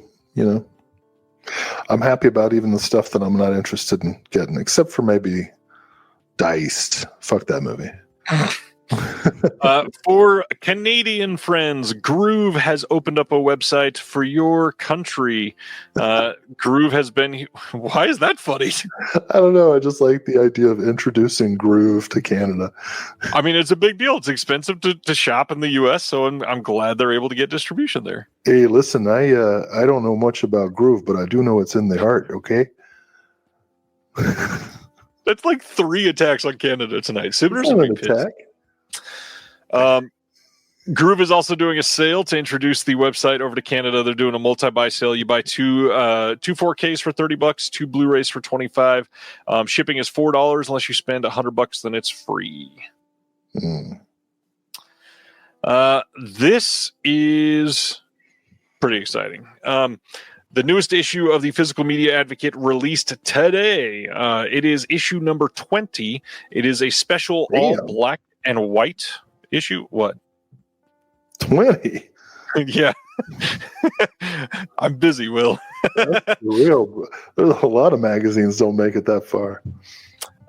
We are going to be doing themed issues every 5 issues now. So this one is an all black and white issue. There's not a single drop of color in the entire thing.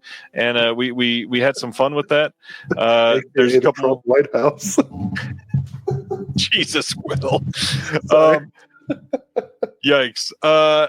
You can buy it now. We've got some pieces on Kevin Smith's Clerks, which is a really personal written piece by David Winnick.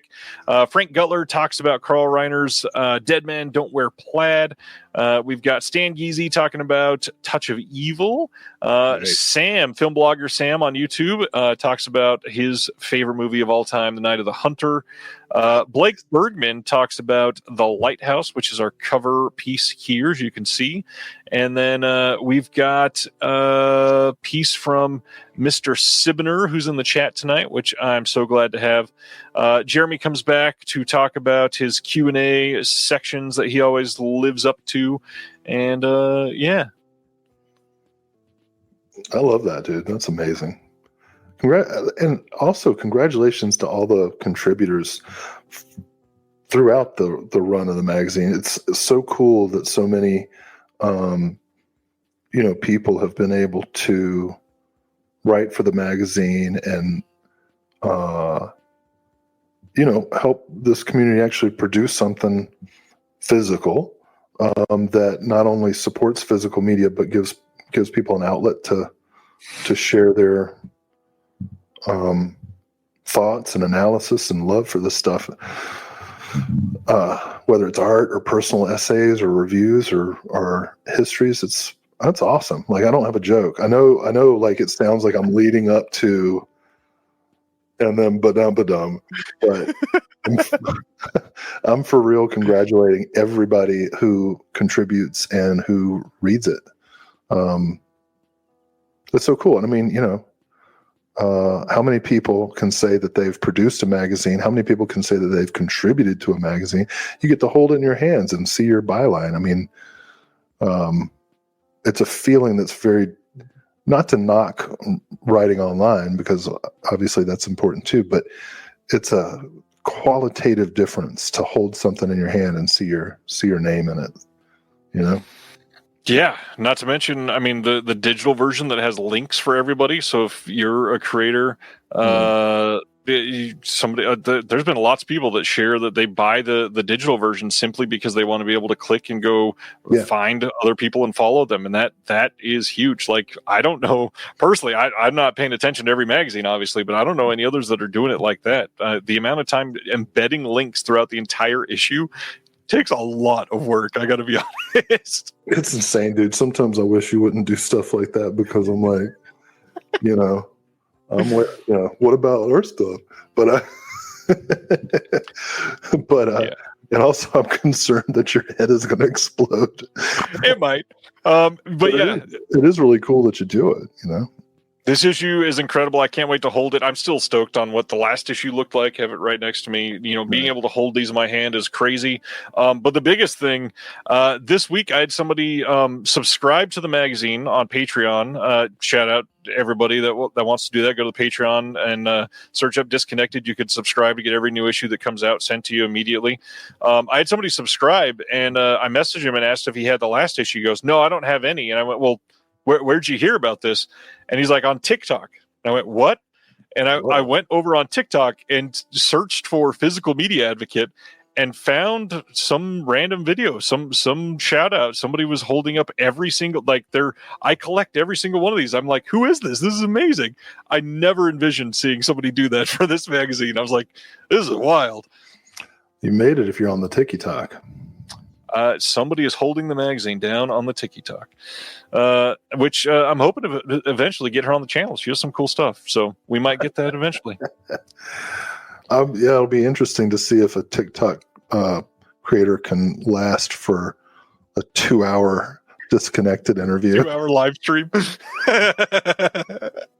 All right. That is it then for this week. Oh, no, it's not. I missed 2. What the hell? I feel like I'm just getting my wind. You are, because we still got 2 more. I don't know why it was not there, and I needed to refresh. So, Altered Innocence. We had talked about this title previously, but it is now available to pre-order with a Diabolic DVD exclusive slipcover. And that is for So Unreal. It's got this crazy art. This is the one that I mentioned before was probably going to get a slipcover because it was so colorful in the original art. And as you can tell, they went all in on it, exactly like I thought they would. Yeah, you can pre-order this. Comes out on September 16th. But then the last thing for this week, Baby Assassins 3 coming out on Blu-ray from Welgo USA on August 26th. I've heard that the second one is great. The first one was a blast. I need to see both of these now. I didn't know they were making a third one. Oh, okay. I thought it was like Baby's Day Out. All right, so how do I read the title? Is it Baby Assassins or Baby Assassins? Sadly, it's the first one, I believe. Oh, dang it. Because they are teenage assassins. Okay. No, all right.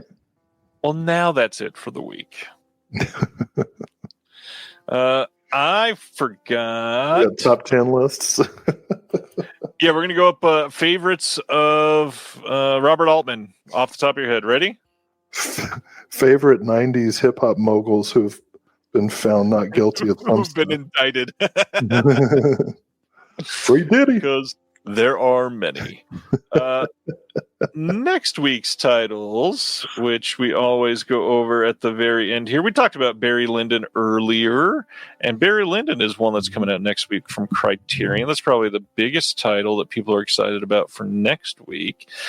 Bring this up again, we got Barry Lyndon 4K from Criterion, Sinners 4K, which I cannot wait to see on disc at home, Clueless 4K, love that movie, Fallout Season 1 4K, Grave of the Fireflies coming out on Steelbook and standard Blu-ray if you want to be sad for a night, Abigail 4K from Scream Factory, Earthquake 4K coming from the studio. Still surprised the studio came back for that one. They got a Steelbook even for that one. Lois and Clark, The New Adventures of Superman coming out in a full Blu-ray set. The Amateur 4K coming out next week. I've wanted to see that one. I need to. Until Dawn 4K in a violent nature 4K Steelbook if you really want it. Batman Ninja 4K from WB. A24 releasing The Legend of Ochi. Man on Wire finally getting a Blu-ray release here in the States. This is 17 years after the movie came out, getting a Blu-ray release from the studio. The Little Things 4K coming as well. Hell of a Summer Blu-ray. Sugar Hill from Kino Lorber. The Rule of Jenny Penn, which I hear is pretty good, coming out from Shudder. See the Complete Series. Terror Express from Raro Video. Shadow Force Werewolf Woman coming out from Raro Video as well. Let's Start a Cult. I've heard it's pretty good. Need to check that one out. Stavros. Stavros, he's hilarious. A Life at Stake from Film Masters. My big looking forward to this week is Sinners. Just dying to get it. What are you after on this, other than Barry Lyndon? Well, I've already got Grave of the Fireflies. I've got Earthquake on Blu-ray. I don't know that I need to upgrade it. Sinners, I did not get to see in the theater. No spoilers. Don't tell me a thing. They sin, Will. Yeah. Let's see. I don't think it's a big week for me. Earthquake, Sugar Hill I've already got. I've already got all the Mondo Macabro titles. Maybe... Yeah, I've already got Terror Express and Werewolf Woman. So it looks like I'm safe this week. Lucky you. I'll go get those Looney Tunes. All right. Hey, Will, it's been 3.5 hours. How you doing? Well, I've got to get up early tomorrow and help build a sort of deer-proof fence around this garden area. When do you go home? Saturday, I think. Yeah, Jeez. Saturday. I mean, you know, my folks, they're getting old, man. I get it. Yeah, you're already old. They got to be super old. 75. They're about to, I don't know if celebrate's the right word, but they're about to observe their 55th wedding anniversary. Damn. Not many people make it that long, and those that do, they're just like, at this point. Ronnie says you're a good son, and I'm sitting here thinking, I haven't talked to my dad in like 11 years. Yeah, well, I talked to mine. It ain't much better, but it's true. Nice, all right. Yeah, it's all the luck of the dice.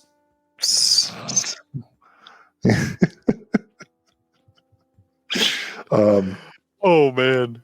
Yeah, so maybe we'll do some fireworks to celebrate this great nation and all the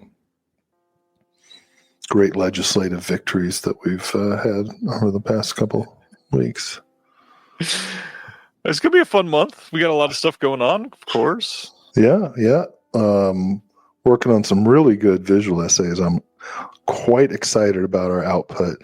I hope that when we're able to announce them, that people will take a chance on them. I think, well, I shouldn't say it. I will say that the stuff we're working on now is as good or far better than the movie that they'll be with.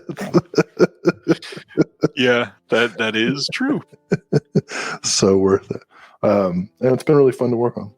And hopefully we'll be able to share the big thing And it's for a new label that we haven't announced anything before with. Oh, yeah, right. Actually, both of them this week have been new to you and me. Right. And, last month we mentioned, obviously, that John and I shot some stuff with Tiffany Shepis, and hopefully we'll say what that was all about. Because it's going to be pretty freaking cool. So it's weird to be happy and sad at the same time. I guess it's the human condition, though, really. Usually it's just sad, Quite but literally. to have happiness and sadness mixed together is, I guess, the delicious pain that produces the best art. On that note, if you want to have more conversations with us, I had somebody point out today that the Discord has been hopping lately. We have been very busy. If you want to join the Discord, check out Patreon, link in the description below. We would love to have you. Lots going on, lots of discussions about these sales and pickups and movies in general. There's a thread dedicated to Sabrina Carpenter. So anything you want to chat about, we absolutely can. Come hang out in the Discord. We'd love to see you. The next month, got a lot of more exciting guests coming. Next week is going to be one that you've seen before, but some new guests that are going to be brand new to the show still. Got a lot of those lined up. On that note, have a good week. Everybody stay safe. Have a good holiday tomorrow, and please don't blow your fingers off. I don't want to hear that somebody else that is in the chat is one of those people. Have a good one. We'll see you next time. Later. Thank you for listening to the Disconnected Podcast. There's one big thing that you could do to help the show, and that is to leave a rating and review on the podcast service of your choice. Thank you.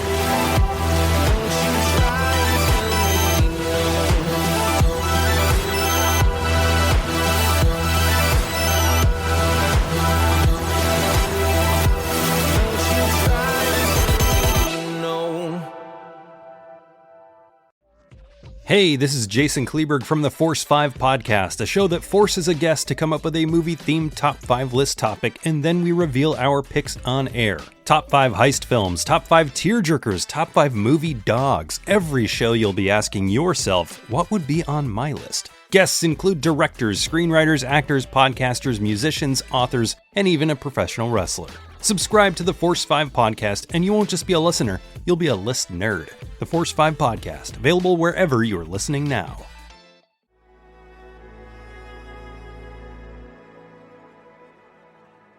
Thank you for listening. To hear more shows from the Someone's Favorite Productions podcast network, please select the link in the description